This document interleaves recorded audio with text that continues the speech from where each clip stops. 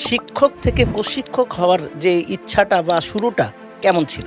আমাদের দেশের কর্পোরেটগুলোতে আসলে ট্রেনিং কি জিনিস এটাকে আসলে খুব স্বীকৃত দিত না। মানব সম্পদ মানে মানুষকে কিভাবে সম্পদে পরিণত করা যায়। শিক্ষিত হওয়া সত্ত্বেও তার ভেতরে এই আলোটা জ্বলে উঠছে না যে সে আসলে পরবর্তী ধাপে কি কি করতে হবে। এই আবেগটাকে যে যত বেশি উৎপাদনশীলভাবে ব্যবহার করেছে, আমার কেস স্টাডিতে এসছে, তারাই জীবনে সুন্দর সফলতার সাথে জীবনযাপন করতে পারছে। আবেগ। আল্লাহ সুবহানাহু ওয়া তাআলার অসাধারণ একটি আ গিফট বলতে পারেন আমাদের জন্য মানব কল্যাণের জন্য অথবা মানবের উৎকৃষ্টময় বানানোর জন্যই এই আবেগ। আবেগ মানুষকে কাঁদায়, আবেগ মানুষকে হাসায়। আমি পারবো, আমার দ্বারাই হবে এবং আমি পারবোই পারবো। এই আবেগটাকে, এই ইমোশনটাকে আমরা যদি আ একটা টার্গেট নিয়ে আমরা যদি এটাকে কমিটমেন্টের সাথে যদি এগিয়ে যাই, তাহলে মানুষের জীবন উৎকৃষ্টময় হয়। আবার আমি পারবো না, আমার দ্বারা হবে না, এই যে নিরাশাময় ইমোশন, এটাকে লালন করে যদি আমরা এগিয়ে যাই, তাহলে আসলে আমরা পারবো না। সো আজকে আমরা আবেগ নিয়েই কথা বলবো আপনাদের সাথে। সুপ্রিয় দর্শক, দেশ, বিদেশ যেখান থেকে বসে আপনারা আজকের এই পডকাস্ট প্রোগ্রামটি দেখছেন, আপনাদের সবাইকে সুস্বাগতম। আজকে আমাদের অতিথি বাংলাদেশের বরেণ্য ব্যক্তিত্ব, একজন কর্পোরেট ট্রেইনার, শিক্ষক, প্রশিক্ষক জনাব মইন উদ্দিন চৌধুরী। সো আজকে আমরা আপনার সাথে অনেকক্ষণ আলাপ করব মইন ভাই। আজকে আমরা অনেক কিছু জানার চেষ্টা করব। আপনার না বলা অনেক গল্প। আপনার অসংখ্য ভক্ত, হাজার, হাজার, লক্ষ, লক্ষ মানুষ আপনাকে ভালোবাসে, সম্মান করে। তো আজকে আমরা আপনার না বলা কিছু কথা আমরা শুনবো এবং আপনার কাছ থেকে কিছু দিক নির্দেশনা নিবো, যাতে আমাদের অডিয়েন্স যারাই আছে, তারা যাতে এখান থেকে উপকৃত হয়। সো আপনার এই শিক্ষক থেকে প্রশিক্ষক হওয়ার যে ইচ্ছাটা বা শুরুটা কেমন ছিল? আচ্ছা, সবাইকে আসসালামু আলাইকুম এবং আপনাকে অসংখ্য ধন্যবাদ আমাকে ইনভাইট করার জন্য। যে আপনার এই পডকাস্টটার একটা সুবিধা হচ্ছে যে অনেক গুরুত্বপূর্ণ কথাগুলো মানুষজন কিন্তু এখন শুনে। আ শোনার সাথে, সাথে দেখে। আমার শরীরের অভিব্যক্তি দেখেন। আপনি যে কথা দিয়ে শুরু করেছেন আবেগ, আপনি ভেরি রাইটলি বলেছেন, সঠিকভাবে বলেছেন যে মানুষের যে আবেগগুলো আছে, আমরা বলি যে ৮ টা মৌলিক আবেগ আছে। সুখ, দুঃখ, রাগ, ভয়, বিষয় বিতৃষ্ণা, শঙ্কা, বিশ্বাস। এই ৮ টা আবেগ ছাড়া মানুষ হয় না। মানুষ মানেই ৮ টা আবেগ। রাইট, তো এই আবেগটাকে যদি আমরা সঠিকভাবে ইন্টেলিজেন্টলি ব্যবহার করি, তখন আমরা এটাকে বলি ইমোশনাল ইন্টেলিজেন্স বা আবেগীয় বুদ্ধিমত্তা, যেটা নিয়ে আমি পাগলের মতো কাজ করে যাচ্ছি এখন বাংলাদেশে। তো আপনি বলছিলেন যে আমার যাত্রাটা শুরু হলো কিভাবে, কোন জায়গা থেকে এটা আসলে আমার গতিপথ উত্তরণ, তারপরে আজকে এই পর্যন্ত আল্লাহ পাক এই জায়গায় নিয়ে এসছেন। তো আমি আসলে ১ম এ শিক্ষকতায় ছিলাম। শিক্ষকতায় যখন ছিলাম, আমি একটা ইংলিশ মিডিয়াম স্কুলে ইংরেজি পড়াতাম। মানে আমি ইংরেজির ছাত্র, ইংরেজিতে পড়াশোনা করেছি। পরবর্তীতে আবার মনে হলো যে ইংরেজি সাহিত্য, ইংরেজি ভাষার চেয়ে আম তখন আইটির একটা এক্সপ্লোরেশন হচ্ছিল আমাদের সময়ে, ইনফরমেশন টেকনোলজি। তখন মনে হলো যে আইটির উপরে আরেকটু পড়াশোনা করি। তো পরবর্তীতে আবার আরেকটা মাস্টার্স করলাম ইনফরমেশন টেকনোলজিতে। আফজাল ভাই, বিশ্বাস করেন আমার এটা আসলে খুব একটা ভাল লাগলো না। হয়তো এটা হতে পারে যে একটু রোবোটিক্স বা মানুষ ছাড়া জিনিস মেশিনের কারণে হয়তো ভালো লাগেনি। পরে হঠাৎ মনে হলো, আচ্ছা, মানব সম্পদ মানে মানুষকে কিভাবে সম্পদে পরিণত করা যায়, এরকম কিছু করা যায় কিনা? তখন আমি একটা post graduate diploma in human resource development এইটা করলাম। এটা কভেন্ট্রি ইউনিভার্সিটিতে করায় ইউনাইটেড কিংডমে। তো পরে আবার দেখলাম যে না, ম্যানেজমেন্টটাও জানা দরকার। তখন হিউম্যান রিসোর্স ম্যানেজমেন্ট করলাম। একটা ইয়ে আছে আপনার আ ইংল্যান্ডের আরেকটা বিজনেস ইনস্টিটিউট আছে সেখান থেকে। তো করার পরে আমি আবিষ্কার করলাম যে এটা একটা অদ্ভুত জায়গা। কারণ একটা মানুষ জন্মগ্রহণের পর থেকে সে যখন আস্তে, আস্তে তার বোধ হয় চারপাশ নিয়ে, তাকে নিয়ে, তার সমাজ নিয়ে, পরিবার, রাষ্ট্র নিয়ে, সে কিন্তু আসলে জানে না তার ভেতরে অন্তর্নিহিত শক্তিটা কি? অসীম শক্তি। সেই শক্তির কথাই কিন্তু আপনি মোটিভেশনাল ক্লিপে বলে থাকেন যে আপনি ইচ্ছা করলেই ঘুরে দাঁড়াতে পারেন, ইচ্ছা করলে অনেক কিছু করতে পারেন। যে ইচ্ছাটা যে একটা শক্তি, এই শক্তির পেছনের আধারই হচ্ছে আবেগ। তো আপনি যদি আমাকে বলেন যে আপনি এখানে কিভাবে আসলেন? আমার তখন মনে হলো যে আচ্ছা, এর চেয়ে তো আর আনন্দের কিছু নাই। একটা মানুষ যখন পথ হারিয়ে ফেলে, কেউ যখন তাকে পথ দেখায়, সেই মানুষটার ভেতরে যে একটা আনন্দ, এটা অনেকটা এরকমই যে একটা মানুষ চাচ্ছে নিজেকে উন্নত করতে, আরেকটা লেভেলে অফ সাকসেস এ নিতে। কিন্তু সে বুঝতে পারছে না কোন জায়গায় যাবে, তার দিক দিশাটা কি। In spite of the fact সে শিক্ষিত। শিক্ষিত হওয়া সত্ত্বেও তার ভেতরে এই আলোটা জ্বলে উঠছে না যে সে আসলে পরবর্তী ধাপে কি করতে হবে। তখন আমার কাছে মনে হলো যে এই জায়গাটায় বাংলাদেশে প্রচুর কাজ করার সুযোগ আছে। তা আমি এই যে আপনি যে প্রশ্নটা করলেন শিক্ষক, প্রশিক্ষক না কোচ, আমি এখন এক্সিকিউটিভ কোচিং ও করিয়ে থাকি।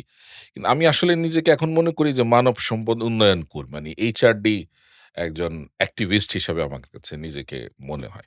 তো এখানে আসাটা আসলে সু সু মানে যাত্রাটা যদি বলেন, তাহলে এই যে পথহারা মানুষগুলোকে, এদেরকে একটু পথ দেখানো বা এদেরকে একটু উৎসাহ দেওয়া, ভেতরের শক্তিটুকু আলোকিত করার জন্যে ওই যে আপনি বললেন আবেগটাকে চিহ্নিত যদি করতে পারে এবং এটাকে যদি সে সঠিকভাবে ইন্টেলিজেন্টলি ব্যবহার করতে পারে, তাহলে কিন্তু আল্লাহ পাক তাকে আসল সঠিক রাস্তাটা সে যেখানে যেতে চায় সেখানে সে যেতে পারবে।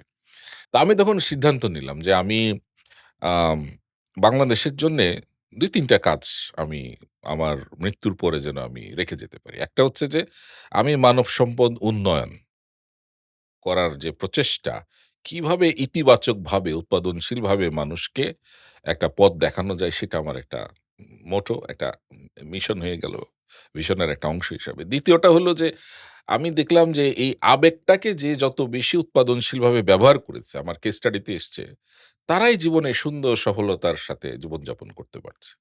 যারা এই আবেগটাকে নিয়ে বিপর্যয়ে পড়ে গেছে। যেমন আপনার একটা জিদ হয়ে গেল যে আমি এটা করবই। হুম, এই জেদটা যদি আপনি পজিটিভলি ব্যবহার না করতে পারেন, এই জেদটা দেখাতে গিয়ে যদি আবার আপনি সংঘর্ষে জড়িয়ে পড়েন, তাহলে কিন্তু আবার আপনি আরেকটা বিপর্যয়ের সম্মুখীন হবেন। সঠিক, সঠিক। এই ২য় জায়গাটা আমার কাছে মনে হলো। ৩য় একটা স্বপ্ন, আমি শুরু থেকে আমার organisation society for leadership skills development এবং এখন আমাদের একটা বিএইচআর বলে federation of Bangladesh human resource organisation আছে। এইচআর এর ১ নাম্বার অ্যাপেক্স বডি হিসাবে কাজ করছে। সেখানে সেক্রেটারি জেনারেল হিসাবে আছি। ফাউন্ডার ডাইরেক্টর হিসাবে শুরু করেছিলাম। তো আমাদের একটা মিশন অ্যালাইন হয়ে গেছে। আমি ১ম এ এসএলএসডি থেকে এটা উত্থাপন করেছিলাম যে বাংলাদেশে একটা মানব সম্পদ উন্নয়ন মন্ত্রণালয় প্রয়োজন আছে। একদম, একদম সঠিক। হ্যাঁ, আপনি বোধহয় এটা এগ্রি আমি করছেন। এগ্রি অনেকে করছি। এগ্রি করছে যে এই জায়গাটুকু দেখেন আমাদের আছে লেবার মিনিস্ট্রি। শুনতেই হুম, কিন্তু মনে হচ্ছে যে আমরা শুধুমাত্র লেবার নিয়েই কাজ করছি। We are producing labour. Yes! তাই কিন্তু আপনি দেখেন আমি সৌদি আরবে যখন ২ বার গেলাম আপনার হজ করতে। ২ বারই আমি দেখলাম যে এই যে রোদে দাঁড়িয়ে মানুষগুলো কাজ করছে। যখন জিজ্ঞেস করি, "কয় টাকা বেতন পাও? কিভাবে আসছো?" সে যে টাকা বেতন পায় এই টাকা বাংলাদেশে এই ১২ মাসে ১৩ টা কাজ করে তার চেয়ে ৩ গুণ টাকা কামানো যায়। আপনি বোধহয় খেয়াল করেছেন, একটা লোক কিছুদিন আগে ভাইরাল হয়েছে ওই যে একটা সৎ হোটেল করে। হুম, মানে নিজে খাবে, নিজে টাকা দিবে, উনি শুধু খাবার রেডি করে রাখবে। তো তাকে জিজ্ঞেস করেছিল যে, "আপনাকে যদি চাকরি দেয়া হয়, আপনি করবেন কিনা?" সে বলল যে, "ভাই মাপ চাই।" মানে তার মানসিক শক্তিটা দেখেন, একটা অশিক্ষিত মানুষ। সে বলছে, "আমি মাপ চাই।" বলে, "কেন?" বলে, "বাংলাদেশে ১২ মাসে ১৩ থেকে ১৪ রকমের জিনিস আছে, ইচ্ছে করলে করা যায়। আমি ওই কোনো বদ্ধতার ভিতরে কাজ করতে চাই না। যারা করছে তারা করছে। তাদের প্রয়োজন আছে। এটা তো বাদ দেয়া যাবে না। কিন্তু আমি এটা করতে চাই না। এইজন্যে আফজাল ভাই, আমি বেকার শব্দটা শুনলেই কেউ যখন বলে যে, আমি পড়াশোনা করেছি এতটুক কিন্তু কিছু করতে পারছি না। এটা শুনলে আমার কষ্ট লাগে। যে বেকার শব্দটাই কিন্তু নিজেকে অস্তিত্বহীন করার একটা শব্দ। রাইট। আপনি বলেন যে আমি চেষ্টা করছি, চিন্তাভাবনা করছি কিছু একটা করার জন্য এবং এটাই আল্লাহ আপনাকে দেখাবে। আপনি তাই পাবেন যা আপনি চাইবেন। কারণ সূরা রহমানে এতবার এক কথাই বলা হয়েছে, "ফাবিআইয়ি আলাই রাব্বিকুমা তুকাজ্জিব।" তুমি তোমার সৃষ্টিকর্তার কোন নিয়ামতকে অস্বীকার, নিয়ামত কিন্তু আমাদের চারপাশেই আছে। আচ্ছা। তো আমি এটুকুই বলে আপনার ১ম প্রশ্নে আসতে চাই।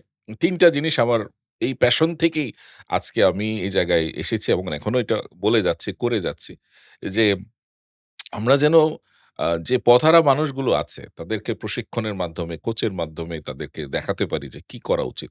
২য় টা হচ্ছে যে আবেগকে যথাযথ ব্যবহার করার জন্য আমি ইমোশনাল ইন্টেলিজেন্স কে খুব বেশি ক্যাম্পেইন করি। কারণ ফ্রেমওয়ার্কটা যখন কথা প্রসঙ্গে আলোচনা করব তখনই বুঝতে পারবেন যে এটা একটা ইটস আ প্যাকেজ। এটার ভিতরে অনেক কিছু আছে।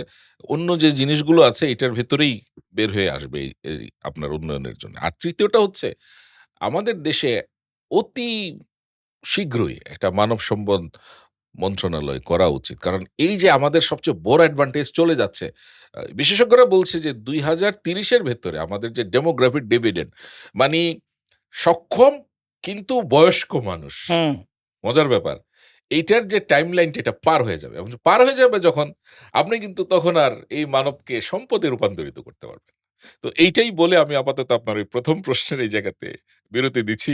পরবর্তী আলোচনায় যাই আমরা। আমরা যদি আপনার এই কথাতে আমরা একটা জিনিস হচ্ছে যে আগে থেকেই ব্যবস্থা নিতে হবে এবং ইয়েস, ব্যবস্থা নিলেই ভালো কিছু করা সম্ভব। আমাদের যে প্রিপেয়ার্ড তরুণ সমাজ আছে ইয়েস, এই সমাজটাকে যদি আমরা যদি স্কিলফুল করতে পারি, যোগ্য হুম, করতে পারি, রাইট। তাহলে সমাজে সামনের ভবিষ্যৎ আমাদের জন্য ভালো কিছু অপেক্ষা করছে। সুন্দর ভবিষ্যৎ হবে। এখন প্রশ্ন হচ্ছে যে অ্যাজ এ কর্পোরেট ট্রেনার জি, আমরা যারা নিজেদেরকে কর্পোরেট ট্রেনার বলি বা যারা এই ফিল্ডে আছে, ট্রেনিং ইন্ডাস্ট্রিতে আছে, জি, জনসাধারণ বা সাধারণ মানুষ যারা আছে তাদের জন্য কিন্তু আমাদের ট্রেনিং গুলো পৌঁছায় না।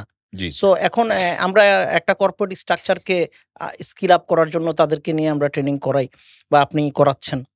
সাধারণ মানুষের জন্য কি পরিকল্পনা আছে বা ওদও আছে কিনা আছে। আগামীতে? ধরেন আপনিও যেমন প্রশিক্ষণ নিয়ে কাজ করছেন এবং ফিনান্সিয়াল নানা রকম ইমপ্রুভমেন্ট, ডেভেলপমেন্ট ইন্ডিভিজুয়াল পর্যায়ে করার জন্য আমি দেখি আপনার ভিডিওগুলো এবং ক্লিপগুলো। মানুষকে যে নাড়া দেয়, এই নাড়া দেওয়াটাই ১ম স্টেপ। এখন আপনার আমারও তো আবার একটা জীবিকা নির্বাহের বিষয় এখানে থাকে। যে আমাদেরও জীবনযাপন করতে হবে। আমাদের লাইফস্টাইলটাকে সুন্দর করে সচ্ছলভাবে কাটাতে হবে। আমার মনে আছে আমরা যখন ১ম এ শুরু করলাম ট্রেনিং এ, আমাদের মনে আছে আমি আজকে থেকে ২০ বছর আগের গল্প বলছি। তখন আমাদের দেশের কর্পোরেট গুলাতে আসলে ট্রেনিং কি জিনিস এইটাকে আসলে খুব স্বীকৃত দিত না। বলত যে আসলে এটা একটা খরচের খাত, এক্সপেন্ডিচার। কি কারণে আমি আমার লোককে তৈরি না করি? এখনো কিন্তু মানুষ ট্রেনিং এর প্রতি ওদের কোনো আগ্রহই নাই। আগ্রহ নাই। কিন্তু তারপরে অনেক সচেতনতা বেড়েছে। অনেক ট্রেনার্স এর আবির্ভাব হয়েছে। অনেকে নানাভাবে আপনার তাদেরকে বোঝাতে সক্ষম হয়েছে। কিন্তু উদ্বুদ্ধ আমি করছে। ১ম দিকের যে কথাটা বলছি তখন এরকম ছিল আমরা ডোর টু ডোর তখন তো আর এত ইমেইল এত ফাস্ট ছিল না এত কিছু। আমি যখন শুরু করেছি তখন হয়তো কোনো অর্গানাইজেশনে আমি অ্যাপয়েন্টমেন্ট করেছি, হেড অফ এইচআর এর সঙ্গে দেখা করেছি। তাদের আপনার টপ ম্যানেজমেন্ট এর কাউকে কনভিন্স করেছি। তারপরে তাদের ভিতরে উপলব্ধি হয়েছে। আমি এটা কেন বলছি? আপনি সাধারণ মানুষের জন্য বলেছেন। একটা পর্যায়ে কিন্তু বিভিন্ন অর্গানাইজেশন এগিয়ে এসছে সাধারণ মানুষদেরকে এই প্রশিক্ষণের ব্যাপারে সচেতন করার জন্য। এবং তখন কিন্তু আমি পয়সা ছাড়া গিয়েছি। অনেক বড়, বড় ইভেন্ট আমি করেছি। সরকারের বিভিন্ন মন্ত্রণালয়ের আয়োজনে সময়ে আমাদের সময়কে মিলিয়ে বা সময়কে বিসর্জন দিয়েও এই সাধারণ মানুষের নানা রকমের প্রোগ্রামে আমি গিয়েছি, কথা বলেছি এবং কোনো পয়সা কিন্তু নিইনি। এখনো নিচ্ছি না। ধরেন ইউনিভার্সিটি বা কোনো নতুন ইয়ুথ সংগঠন কোনো অনুষ্ঠানের আয়োজন করেছে। বলছে, "স্যার আপনি একটু ইমোশনাল ইন্টেলিজেন্স নিয়ে আমাদের সাথে একটু কথা বলবেন বা লিডারশিপ নিয়ে, ইয়ুথ লিডারশিপ নিয়ে কথা বলবেন।" আমি কিন্তু গিয়েছি। আমাকে যেখানেই ডেকেছে আমি সেখানেই গিয়েছি। এটা কিন্তু আমার একটা অর্গানাইজেশন একটা থাকে না? সিএসআর, হ্যাঁ? CSR, yes. Corporate social responsibility. তো আমি এটার নাম দিয়েছি আইএসআর, ইন্ডিভিজুয়াল সোশ্যাল রেসপনসিবিলিটি।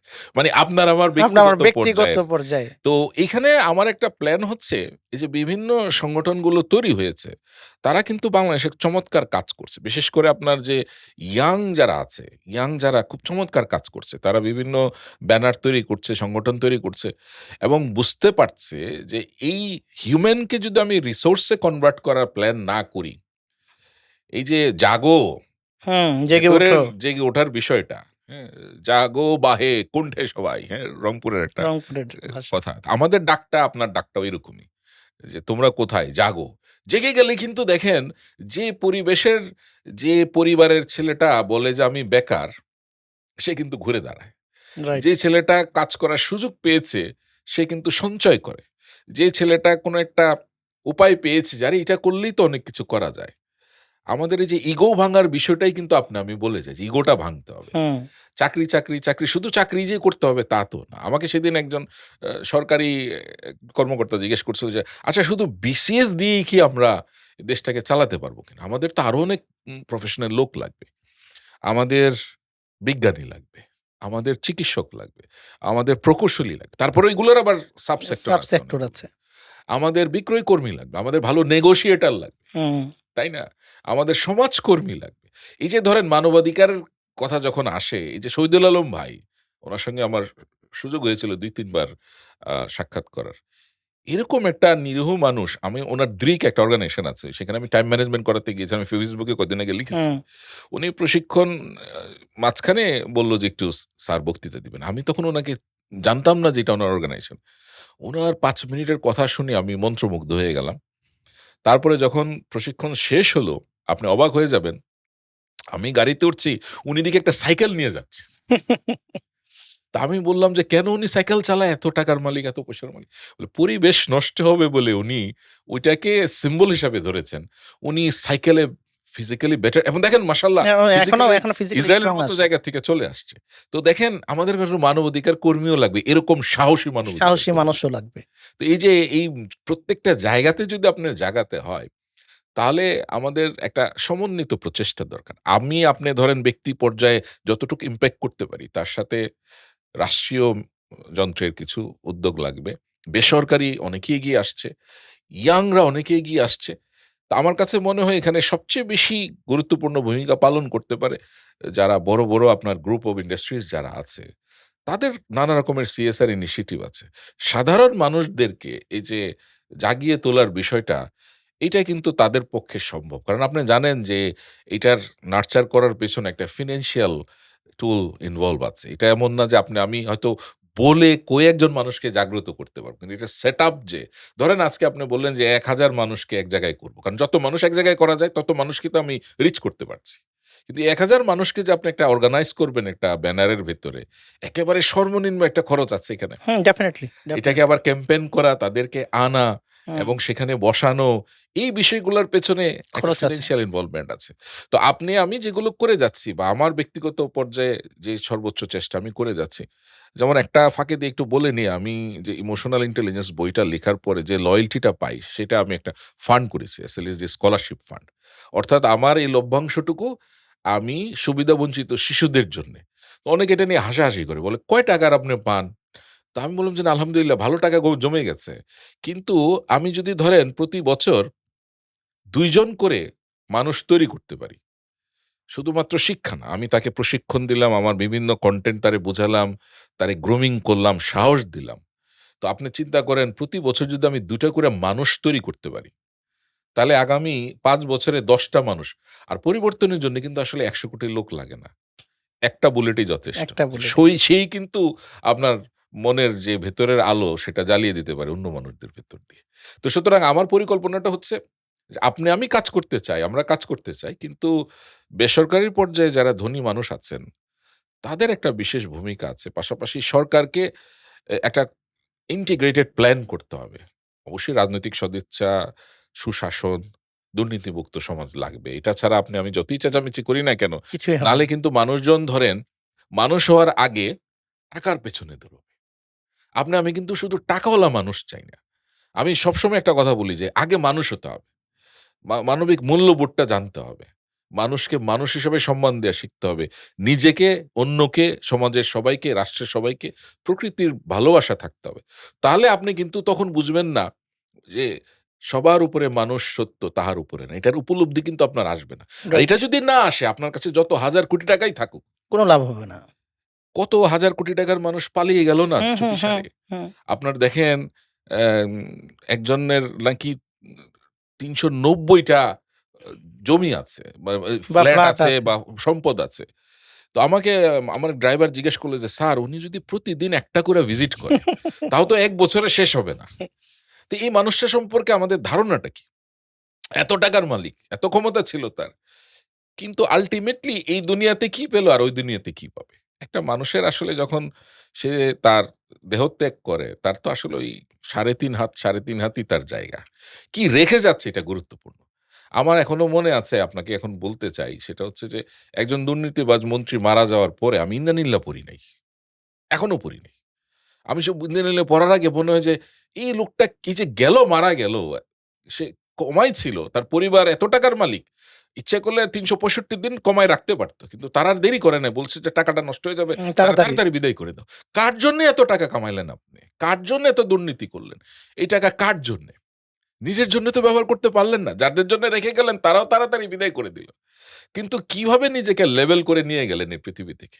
আর আমরা যারা মুসলমান তারা তো আমরা বিশ্বাস করি আরেকটা পৃথিবী আছে যেখানে তাকে জবাব দিতে হবে এগুলোর জন্য। রাইট। তা আমি এই জবাবের ভারটা কমানোর জন্যই মানুষকে আমার বিশ্ববিদ্যালয়ের ছাত্রছাত্রীদেরকে, আমাদের প্রশিক্ষণার্থী যারা আছে, আমার যারা কোচি আছে তাদেরকে সবসময় একটা কথাই বলি যে, "ভাই আগে মানুষের মতো মানুষ হন। বাকি জিনিসগুলো আপনার জীবনে দেখবেন অটোমেটিক্যালি মানে অস্থির হয়ে ওই যে ৩৯০ টা সম্পদ করতে হবে, হুম, এটার দিকে যায়েন না। কারণ এটা আপনাকে সাস্টেনেবল আমরা বলি না টেকসই। টেকসই মানবতা বা টেকসই মনুষ্যত্ব বা পার্সোনালিটি আপনাকে দিবে না। আপনাকে বরঞ্চ ধ্বংস করে দিবে। হিটলারের নাম তো আমরা নেই, কিন্তু কিভাবে নেই? হ্যাঁ? পাশাপাশি আমাদের প্রিয় নবী হযরত মুহাম্মদ সাঃ এর নামটা যখন নেই, তার কোনো বংশধর নাই। কিন্তু দেখেন ১৫০০ বছর ১৪০০ বছর প্লাস হয়ে গেল। হ্যাঁ? কিন্তু এখন আমাদের মুসলমানদের সংখ্যা বেড়েই চলছে, বেড়েই চলছে। কারণ কিন্তু একটাই। উনি একটা আইকন রেখে গেছেন। এটা কিন্তু আমরা মজার ব্যাপার হলো আমরা গবেষণা করার চেয়ে মাইকেল হার্ট 'দি হান্ড্রেডস' নামের একটা বই লিখেছে। তাও আজকে থেকে অনেক দিন আগে। আমি তখন ক্লাস 8-9 এ পড়ি তখন বইটা পড়েছিলাম। ওইখানে সে বলছে নাম্বার 1 আমাদের আ প্রফেটের কথা বলছে। তার মানে উনার বৈশিষ্ট্যগুলো যদি আমরা এনালাইসিস করি, সহজ সরল জীবনযাপন, সততা, নিষ্ঠা, একাগ্রতা, দেশপ্রেম। এটাই এই ৪ টা জিনিস আমি বিসিএস অফিসারদের যখন বা গভর্নমেন্ট অফিসারদের যখন বুনিয়াদি প্রশিক্ষণে কথাবার্তা বলি, ইমোশনাল ইন্টেলিজেন্স বা যেকোনো কনটেন্টের, আমি বলি ৪ টা শব্দ আপনাদের জীবনে খুবই গুরুত্বপূর্ণ। একাগ্রতা, নিষ্ঠা, সততা, দেশপ্রেম। ১ম ২ টা শব্দ তাদের খুব ভাল লাগে। কিন্তু পরের ২ টা শব্দ ভাল লাগে কিনা জানি না। কারণ ওই যে সততা আর দেশপ্রেম সততা। শব্দটা নিয়ে হয়তো তারা কনফিউজ। এটা তাদেরও দোষ না। নবীন অফিসারদের তাদেরও দোষ না। আমাদের আগের যারা তাদেরকে যেভাবে পথ দেখিয়েছে বা যে পচন আমরা ধরিয়েছি হুম, আমাদের মূল্যবোধের জায়গাটুকুতে, এইটা খুবই একটা গুরুত্বপূর্ণ বিষয়। না আমরা কি করছি এটা তো পরবর্তী জেনারেশনকে পথ দেখাচ্ছি। পথ দেখাচ্ছি, রাইট। তো সুতরাং আমার মনে হয় যে আমাদের সম্মিলিত প্রচেষ্টায় এই সাধারণ মানুষগুলোকে জাগিয়ে তোলার একটা প্রচেষ্টা আমাদের সবার করা উচিত। মঈন ভাই, বর্ণাঢ্য আপনার ক্যারিয়ার, প্রায় ২০ বছর ধরে প্রশিক্ষণ দিচ্ছেন। জি। আমি যদি একটু ব্যক্তিগত প্রশ্নে আসি, সেটা হচ্ছে যে অনেকেই জানতে চায় যে আপনি কোন অঞ্চল থেকে বড় হয়েছেন, কোথায় পড়াশোনা করেছেন, আপনার জীবনে স্ট্রাগল ছিল কিনা, জি, নাকি জি, জি। আপনি অনেকে যেমন সোনার চামচ মুখে নিয়ে রাইট, জন্মায় রাইট, রাইট। ওটাই কিনা, নাকি আপনার জীবনেও স্ট্রাগল আছে? কেননা আসলে আমাদের সমাজে তরুণ যারা আছে জি, তারা জি। মনে করে যারা ভালো আছে তারা হয়তোবা মানে এটা তাদের মানে সোনার চামচ মুখে দেওয়ার মতো হ্যাঁ, বিষয়, হ্যাঁ। অর্জন যে করতে হয় রাইট, এই রাইট, জিনিসটা রাইট। তারা বোঝে না। সো এটা এক্সাক্টলি। নিয়ে যদি এই বিষয়গুলো নিয়ে যদি একটু না আলোচনা এটা হতো। খুব গুরুত্বপূর্ণ এবং খুব সেনসিটিভ জায়গা। আমি এই পর্যন্ত কোথাও কিন্তু আপনি যে প্রশ্নটা করেছেন এটার সম্মুখীনও হই নাই। আর বলিও না। হয়তো ওই যে বলে না বাতো, বাতো মে বা ট্রু কনভারসেশন অন্য জায়গায় চলে গেছে। আরো হুম, গুরুত্বপূর্ণ বিষয়। কিন্তু যেহেতু আপনি বলছেন আনটোল্ড স্টোরি এজন্য I'd love to share কারণ এটা খুবই গুরুত্বপূর্ণ। একটা মানুষের সাস্টেনেবিলিটির জন্যে এই মানুষটার ব্যাকগ্রাউন্ড জানা খুবই প্রয়োজন যে সে আসলে কিভাবে এই জায়গায় আসলো? হুম। কেন আম তাকে কথা বলতে দেওয়া হয় বা বলে বলে বা কেন তাকে মানুষ এই মানুষটাকে ভালোবাসে, মানুষটাকে ভালোবাসে। ভালোবাসে, ভালোবাসার সম্মান কারণ করে। তো কোনো একটা জায়গা থাকতে হবে। তো দেখেন আমার নামের সাথে একটা চৌধুরী আছে।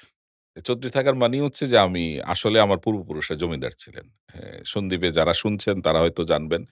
সন্দ্বীপের বাউরিয়া সন্দ্বীপ বলে একটা জায়গা আছে। তো আমার বড় আব্বার নামে অনেক স্কুল কলেজ এখনো আছে। হ্যাঁ, কিন্তু সমস্যা হচ্ছে আমার বড় আব্বার সঙ্গে আমার দাদা কিছুটা অভিমান করে ক্যালকাটা চলে গেলেন। তো উনি ক্যালকাটা প্রেসিডেন্সি এখন যেটা ইউনিভার্সিটি হয়েছে তখন কলেজ ছিল। উনি সেখানেই পড়াশোনা শুরু করলেন। আমার দাদার লাইফটা অনেকটা স্ট্রাগল এর মতো। যেহেতু বড় আব্বার সঙ্গে একটু বিচ্ছিন্ন হয়ে গেলেন। হওয়ার কারণে যে আর্থিক বা অন্যান্য যে সাপোর্ট গুলো আগের মতো উনারও একটা অভিমান ছিল, নিবেন না এরকম বিষয় ছিল। তো ঐখানেই আমার দাদি আবার আপনার আপনার পাকিস্তানি ছিলেন। উনি ওখানে বিয়ে করে ফেলেন। এটাও আবার বড় আব্বার অনুমতি ছাড়া। এটাও তার ভাল লাগলো না। আমার দাদা আবার সিভিল সার্ভিসে ছিলেন। তো সেন্ট্রাল গভর্নমেন্টের সিভিল সার্ভিসে ছিলেন তো এবং উনার ছবিগুলো দেখলে আপনি হয়তো অবাক হবেন যে উনি আসলে ৩ বেলায় ৩ টা স্যুট পড়তেন। এরকম একটা জমিদারি ভাব তার ছিল। কিন্তু এত লেভিশ লাইফ লিড করার কারণে কোনদিন আসলে কল্পনাও করেন নাই যে অর্থ আপনার জমা রাখতে হয়, জমি জমা করতে হয়। এই মানসিকতাটা তার ছিল না। অর্থাৎ উনি ওই সময় ফার্স্ট ক্লাস অফিসার হিসাবে যেটা পেতেন, এটা উনি দেদারসে খরচ করতেন নিশ্চিন্তে, কোনো অসুবিধা নেই। ইভেন আমার নানাও ছিলেন সিভিল সার্ভিসে, উনি ম্যাজিস্ট্রেট ছিলেন। তো নানা প্রায়ই বলতেন যে, "ভাই সাহেব, এই আরামবাগে তো কম টাকায় অনেক কিছু পাওয়া যায়। আপনি এটা কিনেন, ওইটা কিনেন।" তো আমার দাদা এগুলো একেবারেই অ্যালাও করতেন না। বলতেন যে, "না, লেটস লিড দ্য লাইফ।" তো এটা করতে, করতে ধস যে জায়গায় নামলো সেটা হলো যে, আমার বাবার উপরে দায়িত্ব পড়ল সংসারে। তখন আমার দাদা অসুস্থ হয়ে গেলেন এবং আমার বাবা পুলিশ সার্ভিসে ছিলেন। পুলিশে ছিলেন এবং তো উনি যখন আপনাদের ব্রাহ্মণবাড়িয়াতে পোস্টিং। আচ্ছা, মাশাআল্লাহ। ব্রাহ্মণবাড়িয়াতে পোস্টিং তখন মানে দাদা। আপনার নানার বাড়ি ব্রাহ্মণবাড়িয়া না না, দাদার আমার বাড়ি? নানার বাড়ি টাঙ্গাইল, দাদার ওকে, বাড়ি সন্দ্বীপ। ওকে। আর হ্যাঁ? মাঝখানে ব্রাহ্মণবাড়িয়া? ব্রাহ্মণবাড়ি হচ্ছে আমার বাবার পোস্টিং। মানে ওকে। সরকারি কর্মক্ষেত্র। আমার বাবা যখন ওইখানে পুলিশ অফিসার হিসেবে তার মানে ব্রাহ্মণবাড়িয়ার অসাধারণ মানুষগুলোর সাথে অনেকদিন অসাধারণ মেশার মানুষগুলোর সুযোগ সাথে। হয়েছে। কারণ হচ্ছে আমার বাল্যজীবন, শিশুজীবন, আমার জন্ম সেখানে এবং আমি অন্নদা সরকারি উচ্চ বিদ্যালয়ে পড়াশোনা করেছি। আমার এসএসসি ওইখান থেকেই 87 এ আমি পাস করেছি। তো যার জন্য ওইখানে আমার সাথে খুব ওতপ্রোতভাবে জড়িত। তো ব্রাহ্মণবাড়িয়ার নাম শুনলে যে মানুষজন একটু ভয় পায় বা কেউ মজা করে বলে যে এটা বাংলাদেশে একটা ক্যান্টনমেন্ট করা দরকার ছিল। এটার কারণ হচ্ছে যে ব্রাহ্মণবাড়িয়ার মানুষ কিন্তু খুব প্রতিবাদী। অন্যায়ের ব্যাপারে খুবই প্রতিবাদী একদম সত্য, এবং একদম ওই সত্য। জায়গাটা আপনার এমনভাবেই শাসিত হয়েছে যে তাদেরকে প্রতিবাদী না হয়ে কোনো উপায় ছিল না।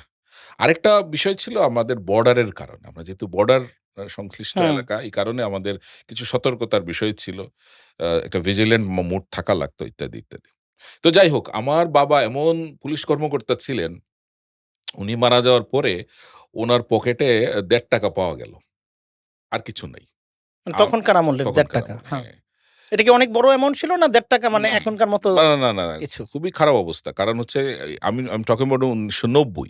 তখন ও! আমি মাত্র ইন্টার শেষ করে আমার মাঝখানে একটা ছোট্ট ব্যাকড্রপ হচ্ছে আমি সেনাবাহিনী ২৬ লং কোর্সে জয়েন করার কথা ছিল। কিন্তু আমার একটা মেডিকেল রিজন এর কারণে আমার ২ জন কোর্সমেট যদি আমার কথা শুনে অলরেডি ব্রিগেডিয়ার হয়ে হিসেবে আছে, তো মেজর জেনারেল হয়ে যাবে।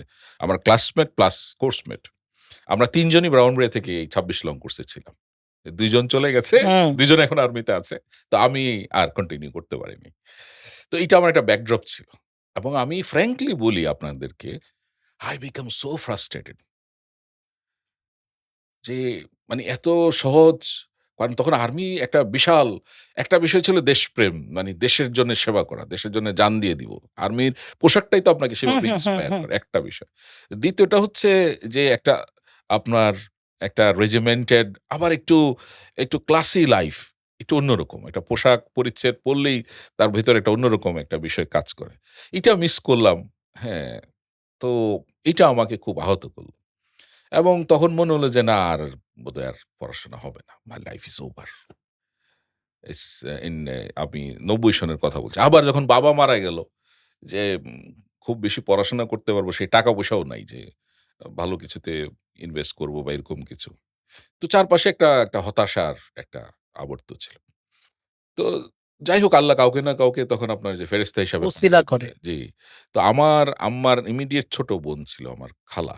তো উনি আমাকে খুবই আদর স্নেহ করতেন। তো আমার খালা উনার ৩ ছেলে, আমারে বলত ৪ নাম্বার সৎ ছেলে। এই সৎ মানে হলো অনেস্ট সান আরকি, উনি মজা হুম। করে বলত। তো খালা আমাকে খুব আদর করতেন, খালুও খুব আদর করতেন। তো খালা-খালু বললেন, "না, তুমি আমার এখানে থেকে পড়াশোনা করো।" তো যাই হোক, পরে আমি আপনার ঢাকা ইউনিভার্সিটির আন্ডারে গ্র্যাজুয়েশন শেষ করলাম। করে আমার আসলে তখন ইচ্ছে হলো যে আসলে কি করা যায়? ও মজার ব্যাপার, আমি পরীক্ষা শেষ করে যখন মাস্টার্স প্রিলিমিনারিতে ভর্তি হলাম, তখনও কিন্তু I need money to survive and আমার যেহেতু বাবা নেই, আমাকে সাস্টেইন করতে হবে। আমি তখন আপনি শুনলে অবাক হবেন, ইউসেফ বলে একটা অর্গানাইজেশন আছে, আন্ডার প্রিভিলেজড চিলড্রেনস হুম, হুম, এডুকেশন। হুম। আ ওইখানে আমি টিচার হিসাবে যোগদান করি। আমার এখনো মনে আছে, ওখানের যে ডাইরেক্টর ছিলেন, উনি এখন সম্ভবত কোডার ভিসি, ভাইস চ্যান্সেলর। উনার ছেলে আবার আমার ছাত্র হয়ে বিউপিতে। যখন আমি উনারে দেখলাম, ডক্টর আহমদুল্লাহ মিয়া, আমি উনারে বললাম, উনি আমারে জড়ায়-টড়ায় ধরলেন। আমাকে একদিন ফোনও করছে। বলে যে, "আপনি আসেন।" উনি আমাকে ভাইবা বোর্ডে একটা প্রশ্ন করেছিলেন। আমি বেসিক্যালি একটু স্মার্টই ছিলাম আরকি। সরি মানে বলছি আরকি, হ্যাঁ? না, আপনি এখনো ব্রাহ্মণবাড়িয়ার স্মার্ট। লোকজন একটু স্মার্টই হয়। ব্রাহ্মণবাড়িয়া সন্দ্বীপের কম্বিনেশন। একটু স্মার্ট ছিলাম আর ইংরেজির প্রতি একটা দুর্বলতা ছিল। যেহেতু দুর্বলতা আমার ছিল। দাদা ইংরেজিতে পড়াশোনা করেছেন, বাবার সাথে ইংরেজিতে লেখালেখি করতাম। কিন্তু আর্থিকভাবে কিন্তু আমরা খুবই চৌধুরী পরিবারের অবস্থা তখন নাই। আমরা তখন একদম আ স্ট্রাগলিং অবস্থা আরকি। কারণ বোন আছে, বিবাহ দিতে হবে, এরকম একটা পরিস্থিতি। তো উনি আমাকে ভাইবা বোর্ডে জিজ্ঞেস করলেন যে, "আচ্ছা, তুমি এখানে এই বস্তিতে কাজ করার জন্য কেন আসছো? তুমি তো বিসিএস দিলেই, তুমি যে সুন্দর ইংরেজি বলো বা কথাবার্তা বলো, তুমি তো বিসিএস দিলে হয়ে যাবে। হ্যাঁ? তুমি আমার একটা রিজন বলো যে তোমার আমি কেন এই জবটা দিব?" তো আমি বললাম যে, "আমি আসলে এই আপনাদের এই প্রান্তিক পর্যায়ে মানুষগুলোকে যে কিভাবে আপনারা শিক্ষা দেন, এটা জানতে চাই স্যার। আরেকটা বিষয়, আমার আসলে একটা মান্থলি একটা ফিক্স একটা অ্যামাউন্ট লাগবে, যেটা আমি মনে করব যে আই এম গেটিং মানি। আরেকজন ছিলেন ডক্টর ওয়াহিদুর রহমান। উনি ছিলেন ঢাকা ইউনিভার্সিটির সাইকোলজি। উনি হচ্ছেন সোশ্যাল ওয়েলফেয়ারের ডক্টর আহমদুল্লাহ মিয়া। তো ওয়াহিদুর রহমান সাহেব অনেকক্ষণ আমার দিকে তাকিয়ে রইলেন। তারপরে বললেন যে, "আচ্ছা, তোমার যে ক্যাপাসিটি, তুমি তো ইংরেজি পড়ালেও আমরা এখানে যে বেতন দিব তার চেয়ে ১০ গুণ টাকা তুমি কামাতে পারো।" তো আমি বললাম, আমি একটা সেন্টেন্স বলেছিলাম, sir I need the job." তো কি কারণে জানি ২ জনের আমার খুব মায়া লেগে গেল আমার প্রতি। And they gave me the opportunity to start as a, তারা বলত ট্রেনি টিচার। Trendy teacher. আপনি বলছেন না শিক্ষকতা দিয়ে আমার জীবন শুরু। তো এবং এমন এক জায়গা থেকে শুরু, এই আন্ডার প্রিভিলেজড মানে বস্তির বাচ্চাদেরকে পড়ানোর জায়গা থেকে শুরু। এবং ওইখানে আমাদের প্রায় ৮-৯ টা প্রশিক্ষণ ছিল বিভিন্ন টাইটেলের। চাইল্ড সাইকোলজি, আপনার teaching methodology, motivation, classroom management, এরকম অনেক রকমের মজার, মজার টপিক ছিল। এগুলোতে আমি সব জায়গাগুলোতে ফার্স্ট হওয়া শুরু করলাম। মানে আই বিকাম নাম্বার 1 টার্গেট। তারা আমাকে মনে করল যে একে আস্তে, আস্তে ম্যানেজমেন্টে তুলে নেয়া যাবে। কারণ ওই সময় থেকে আমি ভালো বলতে পারতাম। আলহামদুলিল্লাহ, আল্লাহ আমাকে সুযোগটা দিয়েছিল। তো বলার একটা ছিল, স্মার্টনেস ছিল, মানুষকে ইনফ্লুয়েন্স করার একটা ব্যাপার ছিল। তো ম্যানেজমেন্ট আমাকে খুব পছন্দ করত। তাদের একটা টার্গেট ছিল যে একসময় এই ছেলেটাকে এদের ম্যানেজমেন্টে হয়তো টপ লেভেলে নিয়ে আসবে। এই স্নেহ করার কারণে অনেকে ভুল বুঝতো। অনেকে কেউ মনে করত যে কেউ ডক্টর আহমদুল্লাহ মিয়ার আত্মীয়। যেহেতু উনার বাড়ি কুমিল্লা, ২ জনের বাড়ি কুমিল্লা ছিল। কুমিল্লার ব্রাহ্মণবাড়িয়া তো আপনি জানেন একই হুম, জোন। আরেকজন ডক্টর ওয়াহিদুর রহমান, উনার বাড়িও কুমিল্লা। তো এরা সবাই মনে করত যে এরা বুঝি এই ২ টপ লেভেলের আত্মীয়। নাইলে এত উনারে কেন ডাকখোঁজ করে? বুঝেন না? কই টপ ম্যানেজমেন্ট আর ধরেন ট্রেনিং টিচার, বিশাল পার্থক্য বিশাল অর্গানাইজেশন। পার্থক্য। তো coming back to the issue, আমার তখন মনে হলো যে না, আমি এখানে অনেক কিছু শিখলাম। শিখার পরে তারপরে মনে হলো যে না, এবার একটু আম বস্তিতে তো কাজ করলাম, এবার একটু ক্যাপিটালিজম এর জায়গায় একটু যাই। তো ঘটনাক্রমে ওইখানে থাকতে, থাকতেই আমি উইলস লিটল ফ্লাওয়ার স্কুলের ইংলিশ মিডিয়ামে পড়ানোর সুযোগ পেয়ে গেলাম। ওইখানেও টপ ম্যানেজমেন্ট আমাকে খুব পছন্দ করত। আপনি শুরুতে এক ফাঁকে বলছিলেন বোধহয় আমাদের আ মানে আউট অফ দ্য ক্যামেরা, যে একটা ভালোবাসার, পছন্দ করার বিষয়টা আল্লাহ পাক বোধহয় আমাকে একটা দিয়েছিল। লাভেবল একটা বিষয় ছিল। মানে আমাকে যেই একবার আমার সঙ্গে ইন্টারেক্ট করত, আমাকে আ মানে স্নেহ করত, শ্রদ্ধা করত, পছন্দ করত। তো সেখানে আমি যখন আবার শিফট করলাম, শিফট করে চলে আসলাম। বাই দিস টাইম আমার কাছে মনে হলো যে এই টিচিং ক্যারিয়ারটা, টিচিং ইস এ নোবেল প্রফেশন। এই জায়গাটা আমার খুব একটা এক্সপ্লোর করার সুযোগ আছে। আমি ভালো বলি, ইনফ্লুয়েন্স করতে পারি। স্টুডেন্টরা আমাকে পছন্দ করে, ভালোবাসে। গিভ অ্যান্ড টেক এর যে ইকুয়েশনটা, ট্রান্সফরমেশন এর বিষয়টা, আমার কাছে তখন মনে হলো যে এইটা। কিন্তু বাই দিস টাইম যে স্ট্রাগল পয়েন্টটা হলো, সেটা হচ্ছে যে ফিন্যান্সিয়াল একটা স্ট্রাগল পয়েন্ট হলো। কারণ হচ্ছে আমি হিসাব করে দেখতাম যে আমাদের সন্দ্বীপের যে জায়গা জমিগুলো দাদার সময়ই আপনার নিঃশেষ হয়ে গেছে। রাইট? ব্রাউনবেতে ছোট্ট একটা জায়গা আছে, সেটাও সরকারের কাছ থেকে লিজ নেওয়ার একটা জমি আছে। সেটাও যে কিছু করতে পারবো সেটাও না। তো I started thinking এই যে কোয়ান্টাম লিপটা কিভাবে দেওয়া যায়? বিকজ I need আমার ফুটিংটা দরকার। Going back to the frustration, এমনও মনে হচ্ছিল যে যখন আমি আপনাকে বললাম যে আমার লাইফে আর কিছু করার নেই, probably that was the time আমি ডিরেল হয়ে যেতে পারতাম। পারতাম কিনা? কারণ আমার কিন্তু সিনিয়র কেউ ছিল না যে আমাকে বলতো গাইডেন্স করার কেউ ইয়েস। ছিল না। আর তখন ফ্যামিলি স্ট্রাকচারটাও ছিল অন্যরকম। ধরেন সিনিয়ররা কিছু বলবে, জুনিয়ররা শুনবে। ইন্টারেক্ট করবে, এই অপশনটা ছিল না। এখন যেমন সিনিয়র জুনিয়ররা ইন্টারেক্ট করে। ইন্টারেক্ট করে কথা আমার বলে। খালু আমাকে অনেক স্নেহ করতেন, আল্লাহ উনাকে বেহেশত নসিব করুক। তো উনি বলতেন যে, "না, তোমার পড়াশোনা শেষ করতে হবে। পড়াশোনা যেখানে তোমার যাওয়া লাগে, যা করা লাগে তুমি এটা করবা। Never stop learning and earning your degrees" এগুলা। তো এই উৎসাহটা আমার একটা বড় একটা সম্পদ ছিল। তো তারপরে মনে হলো যে, আচ্ছা, এই যে শিক্ষকতা করছি, কিন্তু আমার তো একটু ভ্যালু এড করা দরকার। To have credential. তখন আমার একটা সুযোগ চলে আসলো, আপনার ইংল্যান্ডে একটা স্কলারশিপ পেলাম। বেশ ভালো অ্যামাউন্ট একটা স্কলারশিপ পেলাম। তখন আমার কাছে মনে হলো যে I should move, যে to earn my another degree. এবং তখন আমি চলে গেলাম যে এমএসসি ইন ইনফরমেশন টেকনোলজি পড়ার জন্য। কিন্তু মাঝখানের একটা ছোট্ট যে জিনিসটা আমার কাছে প্রায়ই মনে হয় যে আল্লাহ তো ইচ্ছে করলে আমাকে এই সাহায্যটুকু নাও করতে পারতেন। ১ নাম্বার। ২ নাম্বার, আমি তো ওই হতাশ অবস্থায় ড্রাগ অ্যাডিক্ট হয়ে যেতে পারতাম, ড্রাগ সাপ্লায়ার হয়ে যেতে পারতাম, ড্রাগ ডিলার হয়ে যেতে পারতাম, ভালো ক্রিমিনাল হয়ে যেতে পারতাম। কিন্তু ওইখান থেকে কেন ক্রিমিনাল শুরু ভালো, হ্যাঁ? মানে ভালো ক্রিমিনাল বলতে আপনি নিশ্চয়ই চার্লস শোভরাজের নাম শুনেছেন কিনা আমি জানি না। গুগলে সার্চ করলে এখনো অনেকে পাবেন। চার্লস শোভরাজ কিন্তু পিএইচডি করা লোক। তার বোধহয় ৪ টা না ৫ টা পিএইচডি করা লোক। এখন পর্যন্ত তাকে কেউ ধরে রাখতে পারেনি। তো আমাকে একজন পলিটিক্যাল লিডার একটা সুন্দর কথা বলেছিল। বলেছিল যে, "শিক্ষিত লোক যদি ক্রিমিনাল হয়, এর চেয়ে ভয়াবহ ক্রিমিনাল কেউ না।" আজকে দেখেন এই যে বেগমপাড়ায় কানাডাতে যারা বাড়িঘর করছে, এরা কিন্তু আমাদের উচ্চপদস্থ লোকজন, শিক্ষিত লোকজন। এরা কিভাবে এখান থেকে টাকা সরিয়ে নিয়ে গেছে আমরা কিন্তু জানি না। তার মানে হলো শিক্ষিত লোক খারাপ হলে দেশকেও বেচে দিতে পারে। তাই কিন্তু দিয়েছিল গত ২০ বছর। Coming back to my issue, তো আমার কাছে তখন মনে হলো যে না আল্লাহ তো আমাকে এই জায়গা থেকে সেভ করেছে। মানে আমার তো আসলে কোনো পিস-টান ছিল না। মাই বা কতটুক টানাটানি করত, বোনই বা কতটুক টেক কেয়ার করত, তার বিয়ে হয়ে গিয়েছিল। না, রাদার আই টুক রেসপনসিবিলিটি। আমার বোনের বিবাহর খরচপাতি, অনুষ্ঠান, তাকে বিভিন্ন রকমের সাপোর্ট দেওয়া। আল্লাহ আমাকে সেই তৌফিক দিয়েছে। আমি ভালোবাসা দিয়ে এটা করেছি বা মানুষকে বিভিন্ন সময় বিভিন্ন রকমের কোলাবরেট করা, কোঅপারেট করা। এই বিষয়গুলো আমার কাছে মানবিকভাবে মনে হয়েছে। এবং আমার এখনো মনে আছে, আমি যখন ফাইনাল পরীক্ষার আপনার ফর্ম ফিল আপ করতে যাব, আমার কাছে টাকা নাই। খালার কাছে টাকা চাইলে পাই, কিন্তু খালা একটা ছোট্ট একদিন হাসতে, হাসতে খোঁচা দিয়ে ফেলল যে, "তোমার চাচারা এত বড়লোক, মাঝে মধ্যে চাচাদের কাছেও যেও।" আমি কিন্তু আমার এক চাচার কাছে গিয়েছি এবং ওই চাচা আমাকে টাকাটা দিয়েছে। ওই চাচা আবার আমার দাদার কাছে পড়াশোনা করেছিল। আবার উনি আমাকে এসে বলেছেন যে, "আমি তোমার দাদার এখানে পড়াশোনা করেছিলাম। উনি আমাকে এই শার্টটা কিনে দিয়েছেন।" আদর করত। ওই আদরের বিনিময় হয়তো সমীকরণটা ছিল, আমাকে ভালোবেসে আবার দিয়েছে। তো এটা আমার ভালো লেগেছে যে আমি চাচার এই ঋণ শোধ করতে চাই না। ওই সময়ের ৳২,০০০। আমি প্রায় মজা করে বলি যে, "চাচা টাকাটা তো আপনার শোধ করতে পারলাম না।" উনি হাসেন। হ্যাঁ, আলহামদুলিল্লাহ বেঁচে আছে, তাকে আল্লাহ হায়াত দারাজ করুক। তো এই যে মাঝখানের এই জায়গাগুলো আমার এখনো মনে আছে, টাকাটা দেওয়ার সময় চাচা কিছুটা অনিশ্চয়তার মধ্যে ছিলেন। ছেলেটা টাকাটা খারাপ কাজে ব্যবহার করে কিনা। পরবর্তী সময়ে আমি যখন ইংল্যান্ড থেকে ফেরত আসি এবং আল্লাহর রহমতে টুকটাক কাজ শুরু করে দেই, তখন উনি আমাকে খোঁজা শুরু করল যে, "এই ছেলেটা কই? মানে যারা টাকা দিছিলাম ৳২,০০০, এই ছেলেটা কি আসলে খারাপ কাজে ব্যবহার করেছিল কিনা?"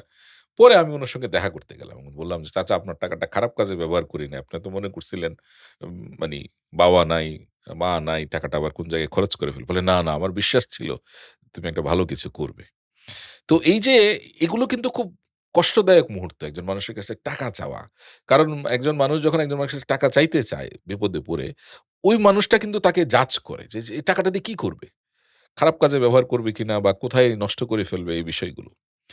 তো আমার এই প্রত্যেকটা ধাপে, ধাপে মাঝে, মাঝে মনে হতো যে this is the wrong world. Money is everything. আস্তে, আস্তে বয়স যখন ম্যাচুরিটি হলো, আপনার আল্লাহ পাকের মেহেরবানিতে নিজের টাকায় ফ্ল্যাট কিনলাম, গাড়ি কিনলাম, এটা কিনলাম, শখের জিনিসপত্র। আমি আর এখন ভাল লাগে না। আমার কাছে মনে হয় যে এইটা জীবনের বড় প্রাপ্তি না। এবং এটার আসলে শেষ নাই। আমি এলিয়ন কিনলাম, আমার মনে হলো যে আচ্ছা প্রিমিওটা কিনলে ভালো হতো। প্রিমিওটা কিনলাম, তারপরে মনে হতো আচ্ছা ভেসেলটা কদিন পরে হঠাৎ করে একদিন জিজ্ঞেস করলাম, "আচ্ছা অডির দাম কত?" ওই যে ওই সূরাটার আয়াত যখন আমি পড়ি আমি মনে করি যে এটাই তো আল্লাহ পাক বলছেন। আল্লাহকুমুত তাকাসুরু হাত্তা যুরতুমুল মাকাবির। যে তোমাদের শান্তি নাই কবরে না যাওয়া পর্যন্ত। তুমি চাইতেই থাকবা, চাইতেই থাকবা, চাইতেই থাকবা। এই চাওয়ার আর শেষ নাই। তো আলহামদুলিল্লাহ, coming back to my scenario, যদি আমি বলি যারা আমাকে শুনছেন, আমাদের কথা শুনছেন, I was really frustrated, really frustrated, literally frustrated. I had no mentor, I had no guide to tell me specifically. এখন আমি যেমন যে ভিডিওটা বলি, আমি বলি এটা মাল্টি বিলিয়ন ডলার ভিডিও। যারা শুনছে একবার যদি কানে গেঁথে যায়, এটা কি করা যেতে পারে এবং লাইফ চেঞ্জ করার এলিমেন্ট আমরা বলি। ওই সময় আসলে কেউই ছিল না। কারণ আমার সবচেয়ে বেস্ট ফ্রেন্ড ছিল মাই ফাদার। উই টক মানে anything about life and leading. তো বাবা না থাকাতে কারো কাছে আর কমফোর্ট জোনটা ছিল না। তো এই জায়গা থেকে আমার কাছে মনে হয়েছে আল্লাহ পাক আমাকে হতাশা থেকে আমাকে একটা নতুন লাইফ লিড করার সুযোগ দিয়েছে এবং এখন আমি আরো নিজেকে বেশি শক্তিশালী মনে করি যে আরো ১,০০০ ১,০০,০০,০০০ মানুষকে বলতে পারছি যে you can make the change. এটা শুধু ওই যে আপনি বললেন আবেগটাকে যদি আমি যথাযথভাবে ব্যবহার করতে পারি। আবেগের রাগ বশে। হোক, আবেগটাকে যথাযথ, দুঃখ হোক, আমি তো দুঃখবোধ হতাশা থেকেই তো হুম, বেরিয়ে হুম, এসেছি। হুম। ওটাকে ধরেই যে না আমার পরবর্তী জেনারেশন যেন এটা ফেস না করে। বাট আনফরচুনেটলি স্ট্রাগল ছাড়া আসলে লাইফ হয় না। কারণ লাইফের মজা, আনন্দের জায়গাটাই হচ্ছে স্ট্রাগল। যে বুঝুক লাইফের প্রত্যেকটা বাঘগুলোকে চেনুক, যে আমার এমন জীবন গিয়েছে একবেলা না খেয়েছিলাম, আমার এমন জীবন গিয়েছে আমি রক্ত বিক্রি করেছি। এগুলো ওই যে আপনি বললেন আনটোল্ড, আমি ফাঁকে ফাঁকে বলছি কারণ কনটেক্সট বলতে গেলে আপনার 2 ঘন্টা লাগবে। আমি রক্ত বিক্রি করে আমি সংসারের টাকা জোগাড় করেছি। আমি এমন হয়েছে কিছু নেই টাকা। আমাকে কিছু করতে হবে। আমি আমি মানে I have to earn money. I went for it যে না আমার টাকা দরকার। বলে আমি যেকোনো কাজ করতে রাজি আছি। আমার এখনো মনে আছে আমি এক জায়গায় ইন্টারভিউ দিতে গিয়েছি। আমাকে জিজ্ঞেস করে যে আপনার বাড়ি কোথায়? বলে ব্রাহ্মণবাড়িয়া। ব্রাহ্মণবাড়িয়ার মানুষজন তো টিকেট কাটে না। আমি বললাম যে আপনি কিভাবে জানলেন? বাট রিয়েলি আফজাল ভাই আমি টিকেট কাটতাম। আমি স্ট্যান্ডিং টিকেট হলেও কাটতাম। আমি বললাম যে আমি চ্যালেঞ্জ ওই যে বললাম ব্রাহ্মণবাড়িয়ার মানুষের একটা প্রতিবাদী ব্যাপার আছে। আমি বললাম যে না আমি আপনি ভুল বলছেন। আমি অত্যন্ত একজন ওই মুহূর্তে মোটামুটি বলা যায় যে অসচ্ছল। কিন্তু আমি কিন্তু টিকেট কেটে এসেছি। স্ট্যান্ডিং টিকেট মানে পাইনি কিন্তু টিকেট মানে কেটে এসেছি। ব্রাহ্মণবাড়িয়াকে যে বলা হয় টিকিট কাটে না, এটা আসলে সঠিক না। আমি আমি আমি নিজে ব্রাহ্মণবাড়িয়ার একজন ধরেন আমার আমার ব্যাচের যারা আছে সবাই আমাকে ভালোবাসে। আমার junior above the line senior সবাই আমাকে ভালো জানে। তো আমি টিকেট ছাড়া গেলে আরো ১০ জন মানুষ আমাকে হেল্প করবে। কিন্তু আমার মনে তো এটা আসে নাই যে আমি টিকেট কাটবো না। স্ট্যান্ডিং টিকেট কেটেছি, চলে এসেছি। এবং আমাদের একজন মন্ত্রী ছিলেন আপনি জানেন জনাব হারুনুর রশিদ। উনি একটা ছোট্ট ব্যাগ নিয়ে বসে থাকতো। উনি যখন শিপিং মিনিস্টার আমি দেখলাম যে উনি ইয়েতে কমলাপুরে বসে আছে। গিয়ে জিজ্ঞেস করলাম, "চাচা আসসালামু আলাইকুম।" উনি কিন্তু মন্ত্রী, কিন্তু মন্ত্রীর প্রোটোকল ছাড়া। আমি জিজ্ঞেস করলাম যে, "আপনি প্রোটোকল ছাড়া গাড়ি দিতে" "না ট্রেনে গেলে ভাল লাগে।" এই যে স্বাভাবিক সাধারণ চিন্তার যে জায়গাটা এখনকার মন্ত্রী তো কল্পনাই করতে পারবে না যে এটা করা যাবে। তো এরকম সৎ মানুষগুলো কিন্তু আমাদেরকে অনুপ্রাণিত করে যে কিভাবে এটা করা যেতে পারে। আমার আরেকজন সৎ মানুষ আছে, আমার বোন জামাই ডক্টর ফজল কবির খান। দেখেন পাগলের ঐদিন আপনাদের ব্রাহ্মণবাড়িয়াতে গিয়েছে বলে এটা ঠিক করে দিবে। তো আমি উনারে বললাম যে, "আপনার তো আসলে সেফ এক্সিট এর দরকার নাই। আপনার সেফ এক্সিট ওই যে সততা, নিষ্ঠা, একাগ্রতা, দেশপ্রেম। এটা দিয়ে আপনি" উনি একটা দুঃখ করে স্ট্যাটাস দিয়েছে যে ৭৩ বছর বয়সে যদি আমাকে এখন সেফ এক্সিট খুঁজতে হয়। উনার আসলে নেওয়ার কিছু নাই। উনার সবকিছুই সেটল। উনাকে আসলে বিদেশে পড়াশোনা করা একজন মানুষ, বিশ্ববিদ্যালয়ে পড়াশোনা করতেন, গবেষণা করতেন, এত বই লিখেছেন। একজন জ্ঞানী মানুষ। জ্ঞানী মানুষ। কিন্তু এই যে এই মানুষগুলোকে আমাদেরকে অনুপ্রাণিত করে। উনি কোন তদবিরের ভয়ে আমাদের ফোনটা পর্যন্ত আগে অনেকক্ষণ কথা বলতাম। আমি সেদিন বলেছি যে, "আগে ফোন করলে অনেকক্ষণ কথা বলতেন। এখন কয়েক সেকেন্ডে কথা শেষ করেন।" এটা সত্যি। উনি ভয়ে থাকে যদি কোন তদবির করা লাগে। এই কারণে তদবির থেকে দূরে। তদবিরটা কখন হইতে পারে? আপনি যখন যোগ্য কোনো একটা জায়গায় যাবেন, পরিচয় করিয়ে দিতে পারেন যে আমার অমুক, আমার তমুক। এছাড়া আপনি কিভাবে একজন অযৌক্তিক মানুষকে, অযোগ্য মানুষকে আপনি এই, এই কাজগুলো করাতে উৎসাহিত করবেন? তো coming back to the issue যে আমি মনে করি যে হতাশাকে শক্তিতে রূপান্তর করা সম্ভব। যদি আপনি হতাশাকে নিয়ে বসে যান, এটার বাড়াবাড়ি যদি চলতে থাকে তাহলে কিন্তু আপনার এখান থেকে বেরিয়ে আসতে পারবেন না। আপনার বেরিয়ে আসার যদি আপনার অভিপ্রায় থাকে, কমিটমেন্ট থাকে যে না আমি জীবনটাকে পরিবর্তন করতে চাই। তো আপনি প্রায়ই বলেন, ব্রায়ান ট্রেসিও বলে যে, "change your thoughts to change your life." আপনার লাইফ যদি চেঞ্জ করতে চান, আপনার চিন্তাটাকে চেঞ্জ করে ফেলেন। এই মুহূর্তেই ভাবেন যে, "না আল্লাহ আমাকে যা দিয়েছে, যে জায়গায় আছি, এখান থেকে আমি সামনে এগোতে চাই।" তাহলেই পরিবর্তন শুরু হয়ে যাবে। তো এই আনটোল্ড স্টোরিজ বললাম এইজন্যে যেন মানুষ বুঝে আপনি যাকে নিয়ে কথা বলছেন, এই মানুষটা উনাদের চেয়েও সাধারণ। ওনাদের চেয়েও বেশি কষ্টের জীবন পার করে আসছে। অনেক চড়াই উতরাই দেখেছে। চড়াই উতরাই দেখে আসছে। তারপরে আল্লাহ তাকে তার ডিটারমিনেশন এর কারণে বলছে যে, একাগ্রতা, "ঠিক হ্যাঁ, আছে, আমি একাগ্রতা। তোমাকে সাহায্য করতে চাই। তুমি এই জায়গায় হাঁটো।" আল্লাহ আমাকে সেই জায়গাগুলো সবকিছুই আল্লাহর হাতে। এখন প্রচেষ্টা তো থাকতে হবে। চেষ্টা তো থাকতে আমার হবে। কাছে যেটা মনে হয় আসলে লাইফ ইজ একটা যুদ্ধের ময়দান, এবং আনটিল ডেথ আমাদেরকে প্রতিনিয়ত কোনো না কোনো কাজের জন্য, কোনো না কোনো বিষয়ের জন্য আমাদেরকে যুদ্ধ করেই যেতে ইয়েস। হবে, এবং যুদ্ধটা চালিয়ে যাওয়াই জীবন। ঠিক এটাই আছে? তো ফান অফ লাইফ। এটাই fun of life. If you want to enjoy your life, ওই যে আপনি বললেন না যে সোনার চামচ মুখে নিয়ে জন্মগ্রহণ করলাম। আপনি জিজ্ঞেস করেন সোনার চামচ নিয়ে জন্মগ্রহণ করছে, এর আরো বেশি হতাশ। কারণ এরা তো কোনো এলিমেন্ট পাচ্ছে না টু হ্যাঁ, এনজয় লাইফ। রাইট। যে ফ্রাস্ট্রেশন আপনাকে যে আরেকটা অ্যাঙ্গেল দেখাচ্ছে, হুম, নাই থেকে আছে, নাই থেকে আছে। এমপ্টিনেস থেকে ফুলনেস, হ্যাঁ? হ্যাভ নট থেকে হ্যাভ হচ্ছেন আপনি। আপনি যে আপনার প্রচেষ্টায় 100% আল্লাহর হুকুমই হচ্ছে, কিন্তু আল্লাহ তো দেখছে যে আমার এই বান্দাটা কতটুক প্রচেষ্টা দিচ্ছে। তারপরে আমি শুকর আলহামদুলিল্লাহ বলি কিনা। আমি বলি যে আমার পার্টিসিপেন্টদের সবাইকে বলি যে সকালবেলা উঠেই before you touch your floor, আপনার পা টাচ করার আগে বলবেন শুকর আলহামদুলিল্লাহ। কেন? প্রতি মিনিটে ১০৫ জন মানুষ মারা যায়। এটা কিন্তু যুদ্ধবিগ্রহ ছাড়া। নরমাল। Normal death. হ্যাঁ, স্বাভাবিক মৃত্যু ১০৫ জন প্রতি মিনিটে মারা যাচ্ছে। প্রতি মিনিটে ১০৫ জন মানুষ মারা যাচ্ছে। আপনি যদি ৮ ঘন্টা ঘুমিয়ে থাকেন, ক্যালকুলেট করলে ৫০,০০০ প্লাস লোক চলে গেছে পৃথিবীতে। হুম। আমরা এখনো জীবিত আছি। শুকর তার মানে হচ্ছে আলহামদুলিল্লাহ। আল্লাহ পাক রব্বুল আলামিন আমাদেরকে আরেকটা সুযোগ দিয়েছেন to change the course of our life. আমাদের জীবনের দিক পরিবর্তন করার জন্য। আমি সেটার কৃতজ্ঞতা না করে সকালবেলা উঠে বলছি, "আমার এটা নাই, আমার ওইটা নাই, আমার এটা হইল না, এই চাকরি করে কি করব?" ভাই তোমাকে যে একটা সুযোগ আল্লাহ দিয়েছে, অনেকের তো সেটাও নাই। তো যেটা আছে সেটাকেই যদি আপনি ধরে আঁকড়ে আল্লাহর উপরে 100% তোয়াক্কাল করে যদি আপনি করেন, দেখেন কোরআনের ৯০ জায়গায় আল্লাহ বলছে যে রিজিকের ব্যবস্থাটা আমি করি। ইয়েস, তোমরা ইয়েস। টেনশন করো না। কিন্তু আমরা না শয়তানের আশপাশে পইড়া আমাদের শয়তান এসে কানের মধ্যে বলে, "হায়, হায় কেমনে খাবি? কেমনে চলবি? কেমনে করবি?" I don't know. আমাকে যদি এখন ইনস্টিটিউশনে জিজ্ঞেস করেন যে আসলে আপনি কি করেন? ফ্র্যাঙ্কলি স্পিকিং আপনি যদি আমার বলেন যে আপনার কি? মানে আমার কিন্তু কোনো মাস শেষ হলে কেউ আমারে বেতন দিবে এমন কোনো ইনস্টিটিউট নাই কিন্তু। আমি I'm a teacher at university as long as I teach. I'm a trainer as long as I train. I'm a consultant as long as I consult. I'm a coach as long as I coach. এগুলা যদি না থাকে I stand nowhere. আমি মোটেও bother করি না। বিশ্বাস করেন আমার কোনো মার্কেটিং টুল নাই। এটা মার্কেটিং যারা করে তাদের জন্যে প্রায়ই আমার পাবলিশার প্রায় মার্কেটিং এর বই দেয়। আমি বললাম যে মার্কেটিং বলে, "স্যার আপনার এই জায়গায় একটু দুর্বলতা আছে।" আমি আলহামদুলিল্লাহ আমি তো ভালো আছি। "না স্যার।" সেদিন আমার এক ছাত্র বলছে, আমাকে নিয়ে কাজ করতে চায়। বলে, "স্যার আপনার যে ক্যাপাসিটি আমি সে অনুযায়ী আপনার সেই জায়গায় দেখি না।" বললাম, "তুমি দেখো না এটা তো তোমার প্রবলেম। তো আমি কিন্তু আলহামদুলিল্লাহ অনেক খুশি।" কোথায়? তোয়াক্কালতু আলাল্লাহ। আমি মনে করি যে আমি আল্লাহর উপরে যদি তোয়াক্কাল করি, ভাই আমি যদি সততার ভাত এক মুঠ খাই, এটার আনন্দ অনেক বেশি। মানুষ সম্মান করে, ভালোবাসে। এই জায়গাটা বড় ইন্সপায়ারিং। কিন্তু অসততা, অসাধু আচরণ এইটা দিয়ে তো আপনি ইমপ্যাক্টফুল কিছু করতে পারবেন না। তো আমার একটাই বিশ্বাস যারা আমাদের কথা শুনছেন যে আপনার এই পৃথিবী থেকে চলে যাওয়ার পরে আপনাকে কিভাবে মানুষ স্মরণ করবে এটা খুবই গুরুত্বপূর্ণ। দেখবেন অনেক সময় হয় না মানুষ মারা গেছে বলে উনাকে আল্লাহ বেহেশত নসিব করুক। আর কেউ কাউকে বলে, ওই যে বললাম ইন্নানিল্লাহ বলে না, আবার বলে, "থাক আর বললাম না আল্লাহ, আল্লাহ যদি ক্ষমা করে।" তার মানে হলো তার আচরণের কিছু একটা এলিমেন্ট তাকে কষ্ট দিচ্ছে, ব্যথিত করছে। তো হয়তো 100% সবাইকে আপনি খুশি করতে পারবেন না। কিন্তু আপনি কত মানুষকে কমিয়ে নিয়ে আসতে পারছেন ওই নাম্বারটা, এটা গুরুত্বপূর্ণ।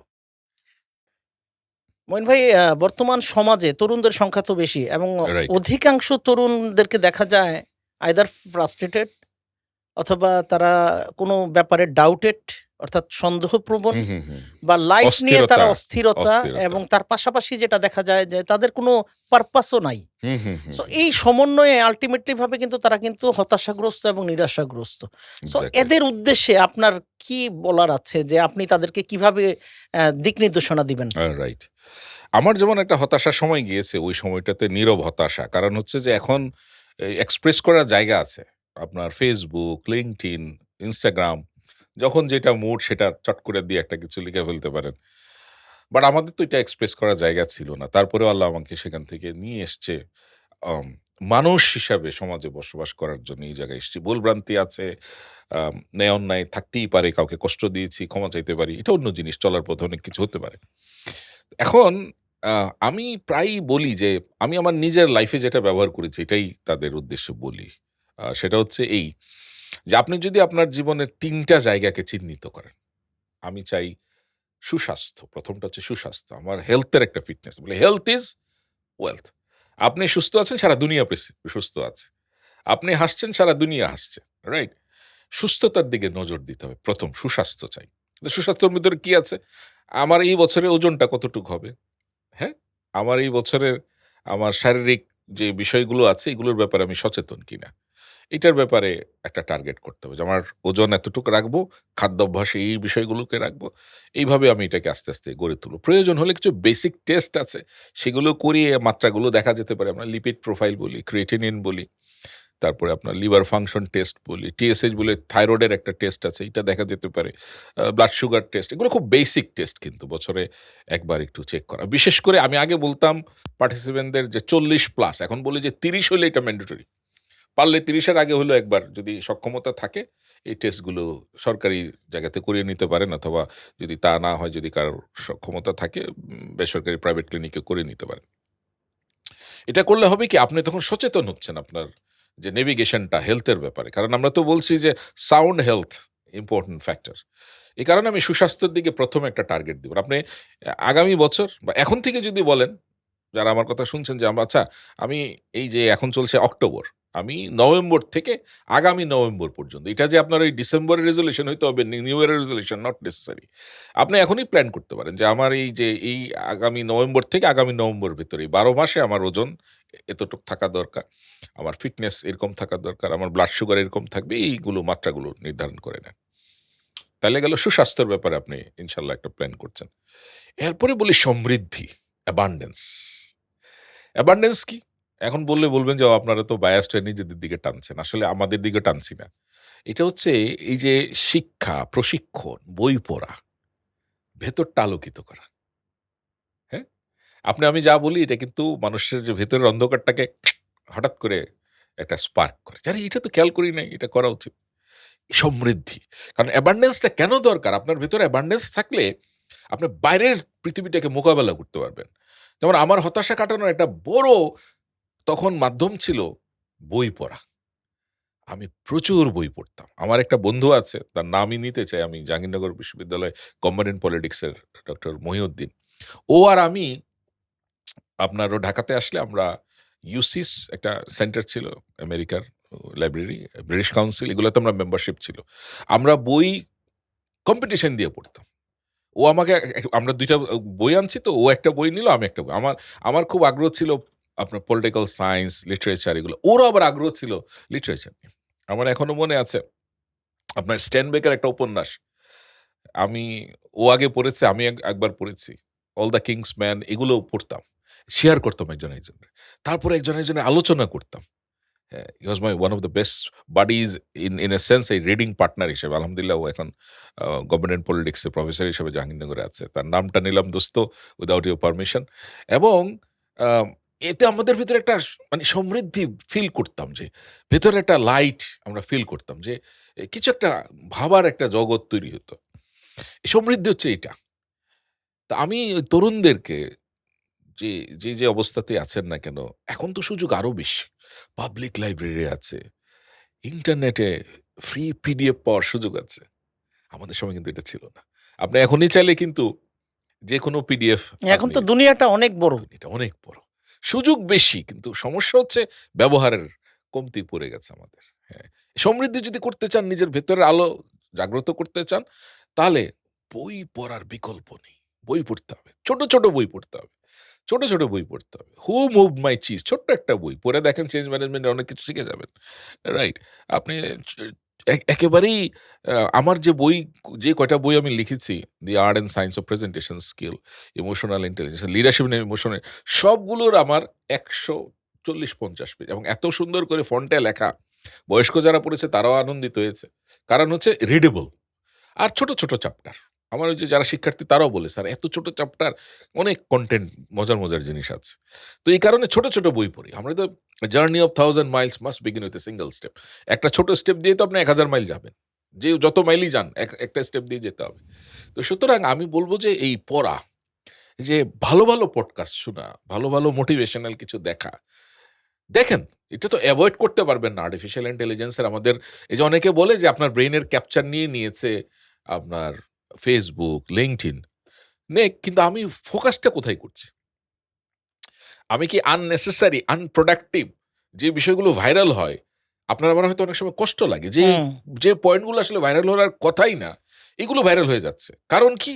ওই যে ওই জায়গাগুলোতেই কিন্তু মানুষগুলো গিয়ে খুঁজছে এই জায়গাগুলো। এটা না খুঁজে আমার ইমপ্রুভমেন্টের জায়গা, আমার দিক নির্দেশনার জায়গা যদি আমি খুঁজি, এই মুহূর্তে যদি আপনারা আমাদের পডকাস্ট শুনে, আমি বলব যে you are on the right track. কারণ আপনার জীবনকে গোছানোর জন্য, হতাশা রিমুভ করার জন্য আমাদের কথা শুনছেন। এই জায়গাগুলোতে যদি যাই, এটাই হচ্ছে সমৃদ্ধির জায়গা। ভেতরের আলোটাকে জ্বালিয়ে দেওয়া। ভালো মানুষ খোঁজা। আপনি ভালো মানুষ হতে চাইলে ভালো মানুষ খুঁজতে হবে। এই যে একটা কথা আছে আপনার, যে আপনি আগামী ৫ বছরে আপনার ভেতরে কি পরিবর্তন হবে এটার উপর ডিপেন্ড করে ২ টা জিনিসের উপরে। কি ধরনের বই ইনফরমেশন পড়েন, মানে আগে বলতো বই, এখন বলে কি ধরনের ইনফরমেশন এ আপনি ফোকাস ইনফরমেশন। করেন। আরেকটা হচ্ছে টাইপ অফ পিপল, কোন ধরনের মানুষের সাথে আপনি ওঠা-বসা করেন, তাকে আপনি ফলো করছেন। আপনাকে শেপ করবে আগামী ৫ বছর। রাইট? তো আপনি কার সাথে বেশি ইন্টারেকশন করছেন আপনার ব্রেইনের নিউরন, সেইভাবেই কিন্তু আপনার ফরমেটিভ স্টেজটা তৈরি হবে। এই কারণে সমৃদ্ধি, এই অ্যাবান্ডেন্স এর জায়গাটাকে আপনাকে লিস্ট করতে হবে যে আমি এই বছরে এই ২ টা বই ৩ টা বই। আমি বেশি বই দিতে চাই না। প্রায়ই কথা বলে যে আমি বলি আরকি, আপনারা হয়তো জানেন এটা, যে আপনার বিল গেটস প্রতি বছর ৫০ টা বই পড়ে। এটা ডিক্লেয়ার করা কিন্তু সে। তার মানে আপনি দেখেন মাসে ৪ × ৪ = ৪৮, কোনো এক সময় সে ৫ টা পড়ে। তার মানে ৪ টা কনফার্ম। তাহলে সপ্তাহে ১ টা করে বই পড়ে। আমার পার্টিসিপেন্টরা জিজ্ঞেস করে যে, "স্যার এটা কি বলেন? এত বড়লোক মানুষ বই পড়ার সময় পায় কোথায়?" এই প্রশ্নটা কিন্তু সাংবাদিকরা উনাকে করেছিলেন। যে, "আপনি বই পড়েন, সময় পান, কিভাবে সময় পান? এটা কি সম্ভব?" Top multi billionaire in the world, not only in Bangladesh. তো সে পড়ছে, কিভাবে পড়ছে তাহলে? তো উনার জবাবটা শুনলে আমি অনুপ্রাণিত হয়ে যাই। সেটা কি? বলে যে, "আমি ১ম এই তো আগে প্ল্যান করে নেই আগামী বছর ৫০ টা বই কি, এবং সেই অনুযায়ী আমার সাথে বইগুলো রেডি থাকে। না থাকলে এগুলো সফট কপিও আমার ইয়েতে আমি রেখে দিই।" ধরেন সে কোথাও জার্নি করছে, এই গাড়ির মুভমেন্টের সময় সে আর কোনো কিছুই করে না, সে বইটা পড়ে। এবং সে সবসময় যেকোনো মিটিংয়ে at least half an hour আগে যায়। এটা খুব অদ্ভুত জিনিস। অনেকে কিন্তু আধা ঘন্টা ১ ঘন্টা পরে যায়, হুম। ভাব দেখানোর জন্য যে, "সরি আমি একটু এত ভিআইপি, আমি টাইম রাখতে পারিনি।" অথচ এই ভদ্রলোক আধা ঘন্টা আগে যায় এবং ওইখানেই বসে ওই বইটা সে পড়ে। টাইম ওয়েস্ট করে না কিন্তু। দেখেন, এবং ঘুমানোর আগে একটু পড়ে। আপনাকে যে আসলে ১০০ পাতা করে পড়তে হবে তা তো না। ১ম এ ৫ পাতা করে পড়েন। বলে না যে ওষুধ তো কাজ করে না, ওষুধ তো কাজ করে না। ওষুধের কিন্তু একটা কোর্স আছে। হুম। হ্যাঁ? যে আপনাকে ১৫ দিন খেতে হবে। আপনার ৭ দিন খাওয়ার পরে আপনি চেঞ্জটা ফিল করেন আস্তে, আস্তে। বই পড়ার ইমপ্যাক্টটা ১ম এ এত রেজিস্ট্যান্স লাগে। আমার অনেক পার্টিসিপেন্টরা বলে, "স্যার ১ম এ খুবই খারাপ লাগে। এত কষ্ট, এত কষ্ট। আস্তে, আস্তে, আস্তে দেখি জানি একটু মজা লাগছে, মজা লাগছে, মজা লাগছে। শব্দ, বাক্য, এর চেয়ে তো আর পাওয়ারফুল কিছু হয় না।" এইভাবেই আস্তে, আস্তে গড়ে তুলতে। তাহলে আপনি লিস্ট করেন। আমি বলছি না আপনি ৫০ টা বই পড়েন। ৫ টা বই পড়েন। এখন বলবেন যে কোন ৫ টা বই পড়ব? হ্যাঁ? আমি বলব যে আপনিই চুজ করেন আপনি কোনটা চান। অথবা Google এ সার্চ দেন, আপনি YouTube এ সার্চ দেন। আর্টিফিশিয়াল ইন্টেলিজেন্স আপনাকে গাইড করবে। আপনার লাইফের ডিজাইন অনুযায়ী।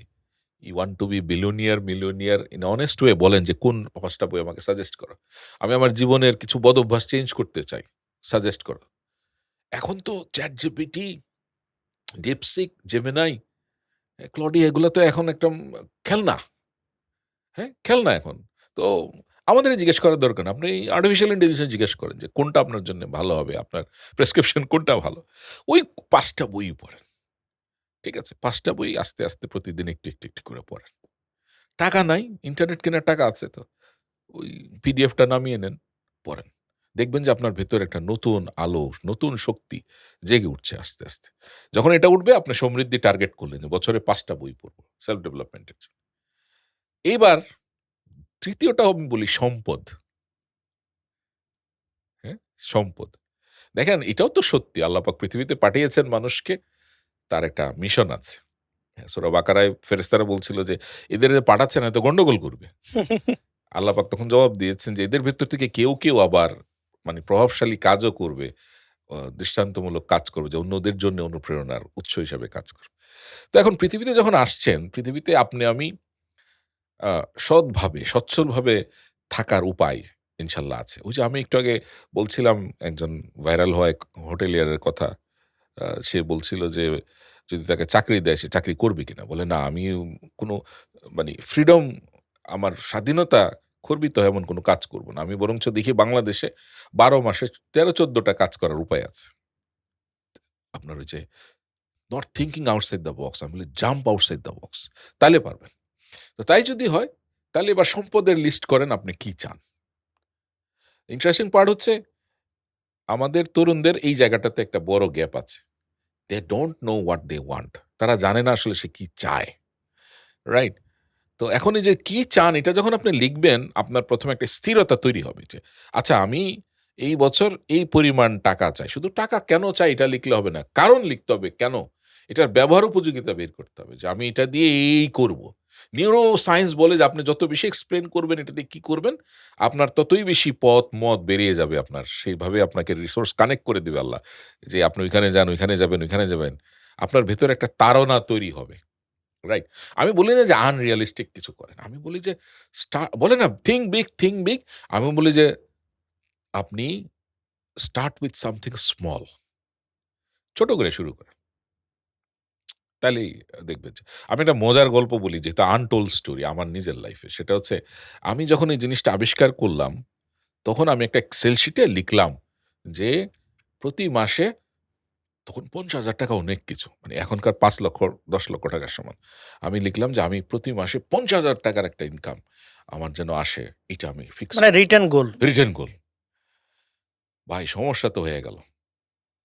কি হয়ে গেল? ওইটা লিখার ১ বছরের পরে আমি দেখলাম যে ইটস ক্রসিং ৭৫,০০০, ১,০০,০০০, ১,০০,০০০ প্লাস। আমি বললাম যে, "হাই! তো এটা চেঞ্জ করা লাগবে তো।"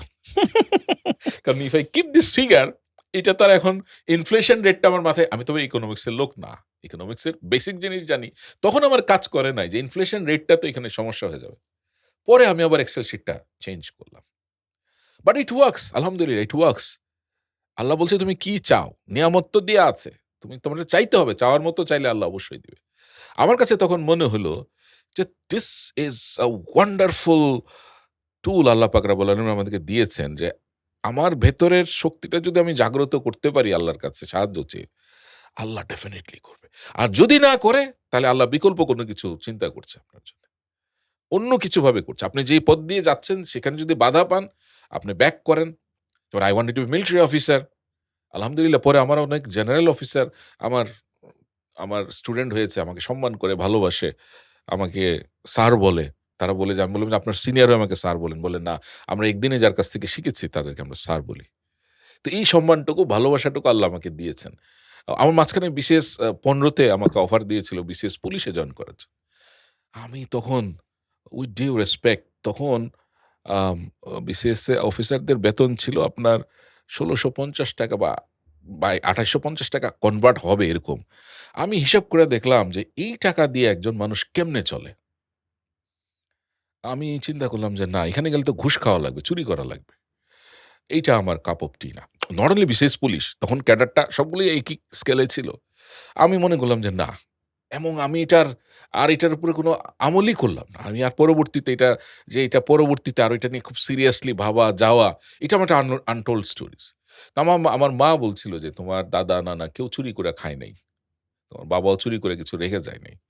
তো সুতরাং তুমি হালাল পথে থেকো। কারণ হালালটাই সাস্টেনেবল।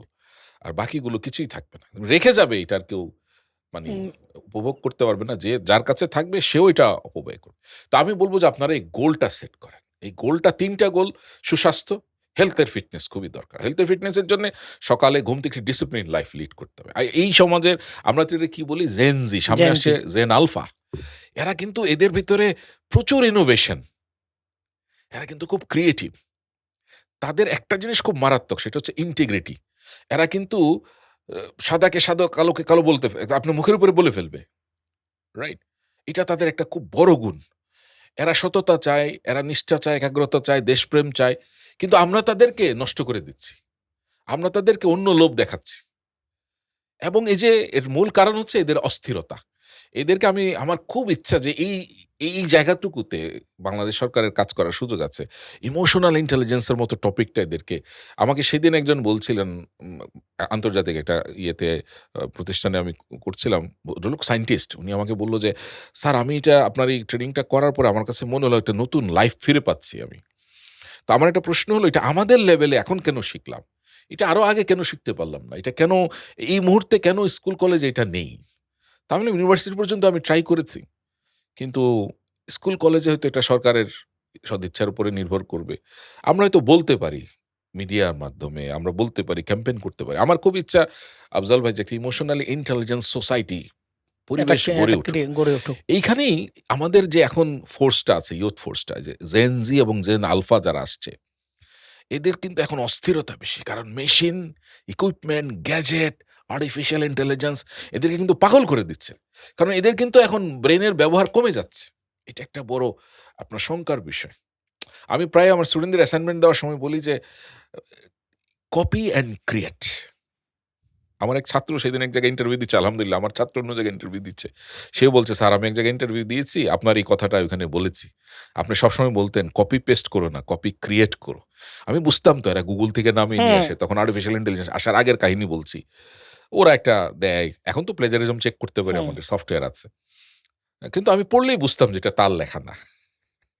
তা আমি তখন মজা করে বলতাম যে ভাই তোমরা কপি করো ঠিক আছে, কিন্তু ক্রিয়েট করো, এই সৃজনশীলতা নষ্ট করো না। কিভাবে করবো স্যার? আমি এটার উপরে তুমি এডিট করো, তোমার হুম। মতো করেই কিছু দাও, তোমার অন্তত একটা প্যারাগ্রাফ এখানে ঢুকাও, তাহলে আমি বুঝবো যে এটি তুমি এটা নিয়ে কাজ করেছো। তুমি এটার ভিতরেই গেলা না, কপি পেস্ট করে দিয়ে দিলা, এটা তোমার না, তাহলে তোমার কৃতিত্ব তুমি নিতে পারছো না। এই জন্য আমি এই জেনারেশনকে বলবো যে কপি অ্যান্ড ক্রিয়েট করেন, কপি অ্যান্ড পেস্ট করেন না, কারণ আর্টিফিশিয়াল ইন্টেলিজেন্স আপনাদের সৃজনশীলতাকে বিনষ্ট করে দেবে, আপনাদেরকে অলস বানিয়ে দিবে।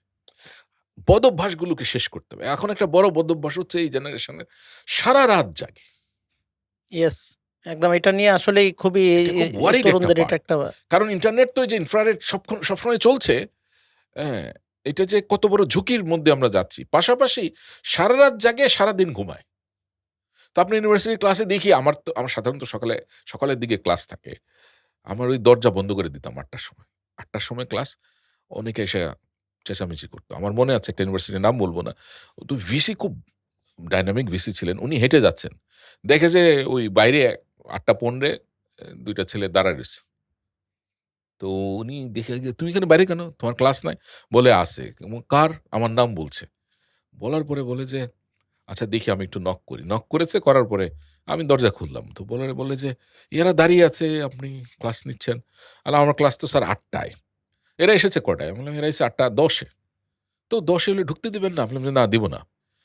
বলে, "কেন?" আমি বললাম যে, "১০ মিনিট যে আলোচনা হয়েছে, ওইটা ধরতে পারবে না। অস্থির হয়ে আরো ৩ জনের ডিস্টার্ব করবে। এবং তার যে বদঅভ্যাস হয়েছে, একবার যদি ও ১০ মিনিটের সুযোগ পায়, তাহলে ওই যে ০.৫ ঘন্টা ১ ঘন্টার সুযোগ সে নিতে থাকবে এবং লাস্টে একসময় ক্লাসেই আসবে না। বলবে, "আমারে নোটটা দিয়ে দিয়েন।" লাইফে এই ন্যূনতম ডিসিপ্লিন এটা একদিনে ঘটতে পারে। রিপিটেডলি যখন আপনি এটা করবেন, তো এটা বদঅভ্যাস। একদিন হতে পারে। একদিন আমি বোধহয় সারাদিন ঘুমাই। আমি একটু মজা করে প্রায়ই বলি যে একদিন সারাদিন ঘুমাবো। আসলে ঘুমাইতে পারি না। ১০টার পরে দেখা যায় শরীর ম্যাজম্যাজ করছে। না উঠলে, কিছু না করলে। আমি এরকম অফ ডে বাইর করি। কিন্তু ওই যে ১০টার পরে অভ্যাস হয়ে গেছে। সকালবেলা উঠা, একটু আর্লি উঠা, কিছু করা, চিন্তার তাড়না থেকে করা, লিখা, এটা। তো আমরা বয়স্ক যারা আপনার ৬০ এর দিকে যাচ্ছি, তাদের তো বাচ্চাদের এখন চিন্তা করা উচিত। পুরো এনার্জিটা এখন এই বয়সটাতে। অ্যান্ড টাইম তো আর আসবে না। না, আমি বুঝি যে ওই টাইমটা যদি আবার রিভার্স করতে পারতাম, ওই টাইমটা যদি আবার আনডু রিডু করতে পারতাম। কিন্তু ওরা তো বুঝতে পারছে না। এজন্য আমার খুব বিনীত অনুরোধ, এই জেন জি এবং জেন আলফা যারা, তাদেরকে একটু ডিসিপ্লিন হতে হবে। একটু ডিসিপ্লিন হলে আমরা একটা সুন্দর সমাজ গড়ে তুলতে পারব। তারা কিন্তু এখন একটা জায়গায় গা ভাসিয়ে দিচ্ছে যে এভরিথিং ইজ আন্ডার কন্ট্রোল। ওই যে প্রশ্নের উত্তর দেবে কে? Artificial intelligence. কোয়েশ্চেন নিয়ে চিন্তা নাই। এটার আবার কে এডিট করে আবার ঠিক করে দিবে, এই সফটওয়্যারও আছে এখন। হ্যাঁ? প্লেজারিজম চেক করা এখন খুব কঠিন হয়ে যাচ্ছে। তো ওরা মনে করছে যে এইটা দিয়ে আমি একটা কিছু করে ফেলবো। কিন্তু মাঝখানে যে তাদের যে চিন্তাশীলতা, সৃজনশীলতা, এটা নষ্ট করে ফেলছে। এইজন্য আমি অনুরোধ করব যে আপনাদের লাইফের প্রতিটা বছর ৩৬৫ দিনটাকে মনে করবেন একটা বড় সম্পদ। এটাকে টার্গেট করেন। যে আমি এখন টার্গেট করলে 100% যে অ্যাচিভ করবেন তা তো না। কিছু গ্যাপ তো থাকে। কোন অর্গানাইজেশনও 100% তার টার্গেট অ্যাচিভ করতে পারে না। একটা গ্যাপ থাকে। এই গ্যাপটা থাকুক। এটা পরের বার আপনি করেন। কিন্তু একটু করে যদি, আমি প্রায়ই বলি 1% থিওরি। বলি যে প্রতিদিন যদি ১% করে করেন, তাহলে ১০০ দিনে কত হচ্ছে? 100%। 100%। না করার চেয়ে করছেনই না।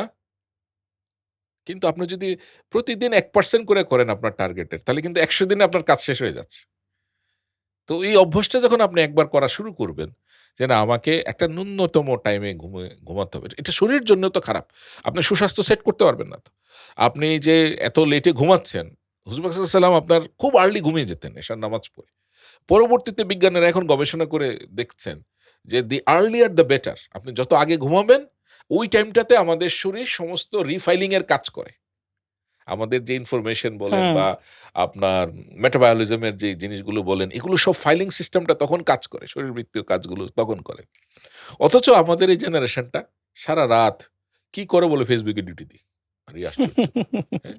করো। ফেসবুক তো কেউ আপনি অস্বীকার করতে পারেন না। আমি পারি না, আপনিও আপনার আমাদের উপস্থিতি আছে, খুব সক্রিয় আমরা।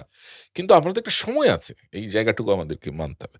তো আমার তরুণ সমাজের কাছে ও বিনীত অনুরোধ যে তোমরা একটু ডিসিপ্লিন হও। আমরা জানি যে আ এই সময় একটু অস্থিরতা থাকে, একটু চাঞ্চল্য থাকে। এটা আমরাও ওই সময় পার করে এসেছি। কিন্তু আমার কাছে মনে হয় যে একটু বেশি চাঞ্চল্য এদের ভিতরে এখন দেখা যাচ্ছে। এটাকে যদি আমরা একটু কনভার্ট করতে পারি এনার্জিতে, আমরা কিন্তু ধরেন ৫ দিনের ৩ দিন অন্তত ডিসিপ্লিন লাইফ লিড করার চেষ্টা করতাম। বাকি হয়তো বাবা-মার বকা শুনতাম।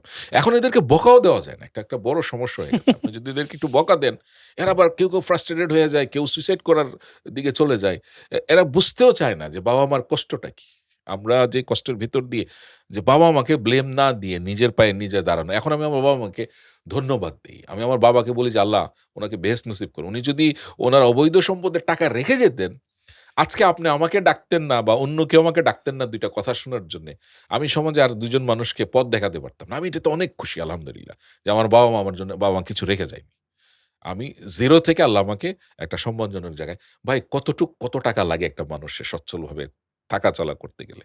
সেটা আল্লাহ পাক রাব্বুল আলামিন আমাকে দিয়েছেন। আমি আল্লাহর কাছে অশেষ শুকরানা আদায় করছি। আমি বলি এই গ্র্যাটিটিউডটা আমাদের এই তরুণ সমাজদেরকে শিখতে হবে এবং একটা ডিসিপ্লিন লাইফ লিড করার একটা পথ তাদেরকে আস্তে করতে হবে। তো অস্থিরতাটা কমে যাবে তখনই যখন সে আস্তে নিজেকে ডিসিপ্লিন করতে পারবে। নিজের চিন্তাশীলতাটাকে ব্যবহার করতে পারবে। ভালো অ্যাসোসিয়েশন বের করবে। আরেকটা ভয়াবহ জিনিস কিন্তু আমাদের এখন সমাজে এখন খুব বেশি আমাদেরকে বিষাক্ত করে ফেলছে। ড্রাগস। এটা আমাদেরকে যদি আমরা প্যারেন্টসরা যদি সচেতন না হই, আমাদের নেবারহুড যদি সচেতন না হই, তাহলে কিন্তু আমাদের নেক্সট জেনারেশনের অবস্থা খুব খারাপ হয়ে যাবে। এখন তো আপনার এটা ভয়াবহ একটা আকার ধারণ করেছে। গত ২০ বছরে এটা সাম্রাজ্য তৈরি হয়েছে। এখন সেই সম্রাটরা ধীরে এগুলো আমাদের তরুণ সমাজদেরকে নষ্ট করার জন্যে এটা পথ বের করছে। এইখানেও তরুণদেরকে অনেক বেশি সচেতন থাকতে হবে। টাইম ম্যানেজমেন্ট কেন দরকার? আমাদের আপনার মনে আছে কিনা জানি না। মাগরিবের আজান পড়লে আমার বাবা আমার পাশে একটা বিশাল বড় মাঠ আছে। ও জানলা দিয়ে ডাক দিতেন। এমন ডাক যে অন্য পাড়ার মানুষজন শুনত এই ডাকে। নির্দেশনা ছিল মাগরিবের আজান মানেই হচ্ছে ঘরে চলে আসতে হবে। এখনো মাগরিবের আজান পড়লে আমার বাবার কথা মনে পড়ে যে আমার বাবা আমার নাম ধরে ডাকনাম আমার রায়হান বলে ডাকছে। এই ডাকটা আমার এখনো কানে বাজে। আমার কাছে মনে হয় যে এটা একটা ডিসিপ্লিনের একটা ইনডেক্স ছিল। যে মাগরিবের সময় বাসায় চলে আসতে হবে। এই অভ্যাসগুলো কিন্তু আসলে আপনার সুস্বাস্থ্যকর অভ্যাস। অনেকে মনে করতে পারে এটা অনেকটা দাসত্ব। না, মাঝে মধ্যে একটু দেরি হতে পারে। ২-১ দিন দেরি হতে পারে। কিন্তু বাবা-মার কাছে একটু জবাবদিহি থাকতে হবে। বাবা-মাকে বুঝিয়ে বলতে হবে যে আসলে কি হচ্ছে এবং বাবা-মাকেও কিন্তু একটু ফ্রেন্ডশিপ করতে হবে, জানতে হবে। মাঝে মধ্যে একটু বকাও দিতে হবে, ঝকাও দিতে হবে এবং জানার চেষ্টা করতে হবে বাচ্চাগুলো কি করছে। কারণ এরা কিন্তু পথভ্রষ্ট হয়ে যাবে যদি এদেরকে আমরা গাইড না করতে পারি। এই কথাগুলো যাদের উদ্দেশ্যে বলছি তাদের কানে যদি একটু প্রথিত হয়, তাহলে ইনশাল্লাহ তারা আসলে সত্যি পথ খুঁজে পাবে। কারণ তাদের ভিতরে ওই যে আমি বললাম সততা আছে, ইন্টিগ্রিটি আছে। ওরা কিন্তু ভালো চায়। কিন্তু ওই যে খারাপ যে পরিবেশ, খারাপ যে এলিমেন্ট গুলো ঘুরছে, এরা অনেক সময় পথভ্রষ্ট হয়ে যেতে পারে। এই কারণে আমাদের একটা সতর্কবাণী যে তারা যেন এই জিনিসগুলোকে একটু আগে অনুধাবন করে। এই গোল সেটিংটাকে যে মাথায় নেয় যে আমি ৩ টা জায়গায় প্রতি বছর একটু করে এগোতে চাই। আর পড়াশোনাকে কোনোভাবেই এটাকে মানে আন্ডারমাইন করা যাবে না। অনেকে বলে যে পড়াশোনা করে কি হবে? আমি বলব যে ২ টা পথ আছে আপনাদের সামনে। টাকা কামাতে যান তাহলে পড়াশোনা বন্ধ করে দেন। এটা ভালো। তাহলে বাবা-মার পয়সা নষ্ট হচ্ছে না এবং পয়সা কামাতে চাইলে বাংলাদেশে ওই যে আবারও বলছি এই ১২ মাসে ১৪ রকমের উপায় আছে সৎভাবে পয়সা কামানোর। আপনার ইগোটা বন্ধ করে দিতে হবে। আপনি ইগো বন্ধ করে দেন। আপনি এখনই এক বাটি ইয়ে নিয়ে গিয়ে বসে যান। আ টুপি নিয়ে বিক্রি করা শুরু করেন। টুথপেস্ট, টুথ পাউডার মানে প্রোডাক্টের অভাব নেই আমাদের দেশে। ভাই ২০ কোটি মানুষের দেশ। আপনি যদি ১,০০,০০০ মানুষকে টার্গেট করেন, তাদের কাছ থেকে যদি ৪ আনা করে লাভ করেন, এটাই আপনার হয়ে যাবে মাসের সংস্থান। আর কিছু লাগবে না। ওটা চাকরির চেয়েও বেশি। কিন্তু কঠিন হচ্ছে আপনার ডিটারমিনেশন আছে কিনা। টাকা যদি কামাতে চান আমি বলব যে তাহলে পড়াশোনা বন্ধ করে দেন। আমি ২ টারে একসাথে সাইমালটেনিয়াসলি দিতে চাই না। পড়াশোনার পাশাপাশি যদি আপনি অর্থবিত্তর জায়গাটা দেখতে চান, এটা একটা ব্যালেন্সড জায়গা। কিন্তু অর্থের জায়গাটা আপনি দেখবেন যতগুলো আমাদের ইন্ডাস্ট্রিয়ালিস্ট আছে সারা পৃথিবীতে, আমি শুধু আমার দেশের কথা বলছি না, এদের প্রথম জেনারেশন কিন্তু সব অসি। হেনরি ফোর্ডের কথা দেখেন, হুম, হুম, হুম। মজার ব্যাপার। বলে আমি প্রাইমারি, ওই যে তার নামে কেস করছে যে একজন অশিক্ষিত মানুষ মোটর করেছে, আপনি বোধহয় এটা দেখেছেন, থিঙ্ক অ্যান্ড গ্রো রিচে একটা গল্প আছে। তো বলছে যে ইয়োর অনার, আমি পড়াশোনা করি নাই, ঠিক আছে। তারা জিজ্ঞেস করছে যে এত শোনে ইউনাইটেড নেশনসে কতজন মেম্বার ছিল, ওই সময় কে প্রাইম মিনিস্টার ছিল ইংল্যান্ডের, বা এই ফরেন মিনিস্টার কে ছিল। বলে এটা আমার জানার কথা না, আমি তো তখন জন্মাই নেই। আর এটা জেনে আমার কি লাভ হবে?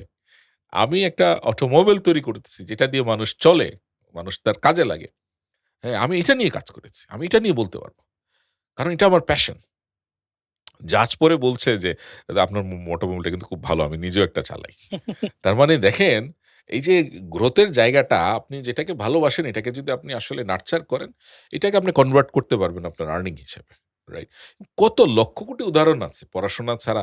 এখন আবার বলে যে ইস, যদি পড়তে পারতাম, এটাও কিন্তু একটা আফসোস। এই কারণে আমি বলি তরুণদের এখনই সময় পড়াশোনাটা শেষ করা। একটা ন্যূনতম পড়াশোনা যখন হয়ে যাবে, এই পড়াশোনা আপনাকে কি দিবে? আপনার ভেতরের আলোটুকু জ্বালানোর সাহায্য করবে, ধৈর্য শিখাবে, সৃজনশীলতাকে স্পার্ক করাবে। এটা কিন্তু আর পাবেন না এই সময়টার স্পিরিটটা। দেখেন না, অনেকে আমরা পরে বুড়া বয়সে এটা পড়ছি, ওইটা পড়ছি, হুম। এটা করছি। কিন্তু তখনের এনার্জি আর এখনের এনার্জি তো বিশাল তফাৎ। এইজন্য আমি বলব যে এই পড়াশোনাটাকে মাথায় নিয়ে এখনই, ওই যে ছাত্রানাং অধ্যয়ন তপ আমাদের গুরুজনরা বলতো, তখন তো বুঝতাম না যে এই সময়টাই আসলে পড়ার সময়। এই সময়টুকুতে যেন আমরা একটু সময় দেই আর গোলটাকে ধরে, ধরে আমরা একটু, একটু আগাই। অস্থিরতা কমে যাবে, ফোকাস বাড়বে। তখন দেখবেন যে ইনশাআল্লাহ আমাদের তরুণ শক্তি সত্যিকারের সমৃদ্ধশালী দেশ তৈরি করতে আমাদের সাহায্য করবে।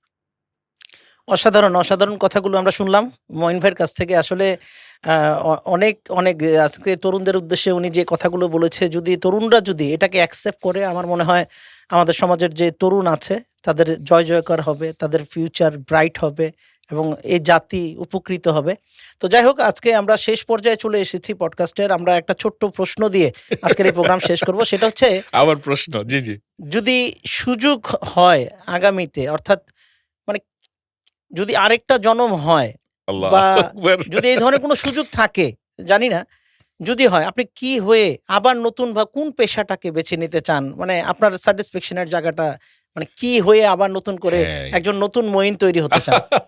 এটা একটা গুরুত্বপূর্ণ প্রশ্ন। এই কারণে যে আপনি একটা শব্দ ব্যবহার করেছেন স্যাটিসফ্যাকশন। এটা বলাতে আমার একটা কোরআনের আয়াত মনে পড়ল। সূরা আদিয়াতে ইন্নাল ইনসানা লিরাব্বিহি লাকানুন, বলছে নিশ্চয়ই মানুষ অকৃতজ্ঞ। আমি এটা পড়ে অনেকবার ভাবলাম যে আসলে এই কথাটা আল্লাহ কেন বললেন? আল্লাহ পাক এই কথাটা কেন বললেন? যে নিশ্চয়ই মানুষ অকৃতজ্ঞ। আমি আসলেই দেখলাম যে আসলে আমরা চারপাশের মানুষ তো আসলেই অকৃতজ্ঞ। যখন আমাদের বিপদ হয় তখন আল্লাহ, আল্লাহ করি। যেই মাত্র বিপদ উদ্ধার হয়ে যায়, তখন আমরা মনে করি যে এটা আমার প্রভাবে হয়েছে, আমার কারণে হয়েছে। আসলে কিছুই না। আল্লাহর হুকুম ছাড়া কিছুই হয় নাই। তো আমি আপনার এই প্রশ্নের উত্তরে এটা বলতে চাই, আল্লাহ পাক রাব্বুল আলামিনের কাছে আমি অনেক, অনেক, অনেক কৃতজ্ঞ। শুকর আলহামদুলিল্লাহ। আল্লাহ আমাকে একটা সাধারণ, সুন্দর, সচ্ছল জীবনযাপন করার সুযোগ দিয়েছে। লাভেবল মানুষ হিসাবে মানুষের হৃদয়ে ঠাঁই করে নিতে পেরেছি। ইমোশনাল ইন্টেলিজেন্স এর মতো একটা কঠিন জিনিসকে, মানুষ বলে এটা খুব কঠিন জিনিস। এটাকে সহজ করে মানুষের কাছে উপস্থাপন করার, বোঝানোর আমার একটা কোর্স আছে, সার্টিফাইড ইআই গ্র্যাজুয়েট কোর্স। মাশাআল্লাহ অনেক পার্টিসিপেন্ট, প্রায় ৫,০০০ এর উপরে পার্টিসিপেন্ট হয়ে গেছে। কর্পোরেটে অনেক জায়গাতে এটা বিশেষ প্রাধান্য দিয়ে তারা পড়াচ্ছে এবং আলহামদুলিল্লাহ আমাকে ইনভাইট করছে, এই কারণে এটা আল্লাহ আমাকে সুযোগ করে দিয়েছে। তো আমি ৩ টা জায়গাতেই বিচরণ করার সুযোগ পেয়ে আমি শেষ পর্যন্ত, যখন আপনি আমাকে বললেন যে আপনি আসলে নিজেকে কি হিসাবে পরিচয় দিতে চান? আমি বলি যে আমি আমার নিজেকে আমি এইচআরডি অ্যাক্টিভিস্ট বা মানব সম্পদ উন্নয়ন কর্মী হিসাবে আমি নিজেকে পরিচয় দিতে চাই।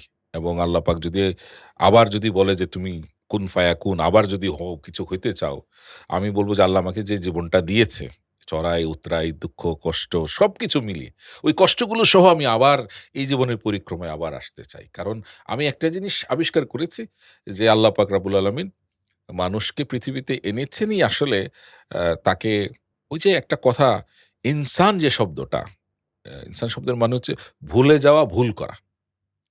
আপনি আমি অনেক কিছু ভুলে গেছি, ভুলও করেছি।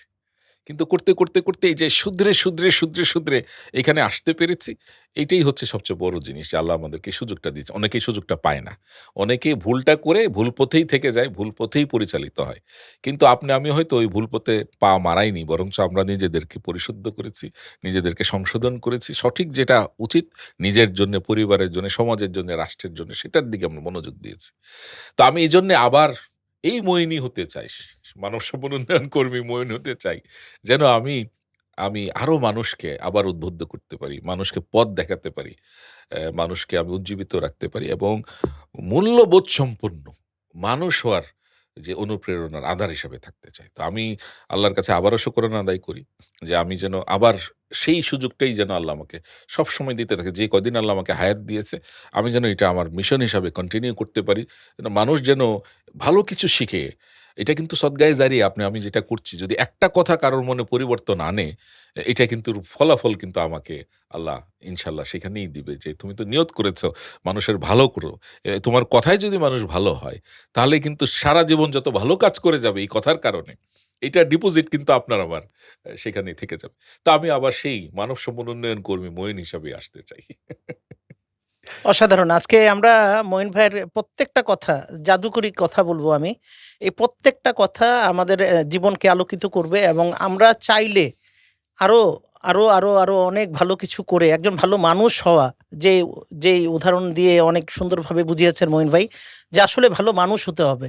আপনি যখন ভালো হয়ে যাবেন, আপনি যখন উৎকৃষ্ট হবেন, আপনি যখন আপগ্রেডেড থাকবেন, আপনি যখন উন্নত হবেন, তখন আপনার প্রতি আল্লাহর দয়াও থাকবে এবং সকল কিছু হবে। তো যাই হোক, আমরা আজকের মতো এই পডকাস্ট শেষ করছি। ধন্যবাদ জানাচ্ছি মঈন ভাইকে আবারও আমাদের স্টুডিওতে আসার জন্য। আপনাকে ধন্যবাদ, আপনার টিম সামনে পেছনে যারা আছে সবাইকে ধন্যবাদ। যারা শুনছেন তাদেরকে বিশেষ ধন্যবাদ যে আপনার এই যে কল্যাণমূলক যে একটা চমৎকার উদ্যোগ, এটা উনাদের অন্তত যদি কিছু কাজে লাগে জীবন পরিবর্তনের ক্ষেত্রে, এবং আমিও অত্যন্ত আশাবাদী যে মাশাআল্লাহ আপনার এই উদ্যোগটা কাজে লাগবে। ধন্যবাদ মঈন ভাই। তো সুপ্রিয় দর্শক, আমরা আজকের মতো বিদায় নিচ্ছি। একটা রিকোয়েস্ট রেখে আজকের এই পডকাস্ট শেষ করছি। সেটা হচ্ছে যে আপনি যদি আমাদের এই কথাগুলো শুনে আপনার যদি ভালো লেগে থাকে, তাহলে অবশ্যই এই চ্যানেলটাকে সাবস্ক্রাইব করবেন। আপনি যদি ফেসবুক থেকে দেখছেন, তাহলে ফলো বাটনে ক্লিক করে এই পেজটাকে আপনি ফলো করবেন এবং আমাদের জন্য একটু দোয়া করবেন। আমরা যাতে এই মহৎ উদ্যোগটাকে আমরা যাতে এগিয়ে নিয়ে যেতে পারি। আগামী সপ্তাহে আবারও দেখা হচ্ছে। প্রত্যেক বৃহস্পতিবার ৭টা ৩০ মিনিটে আমাদের পডকাস্ট ইউটিউব এবং ফেসবুকে আপলোড হবে। আপনারা অবশ্যই দেখবেন। ভালো থাকবেন সবাই। আসসালামু আলাইকুম ওয়া রাহমাতুল্লাহ।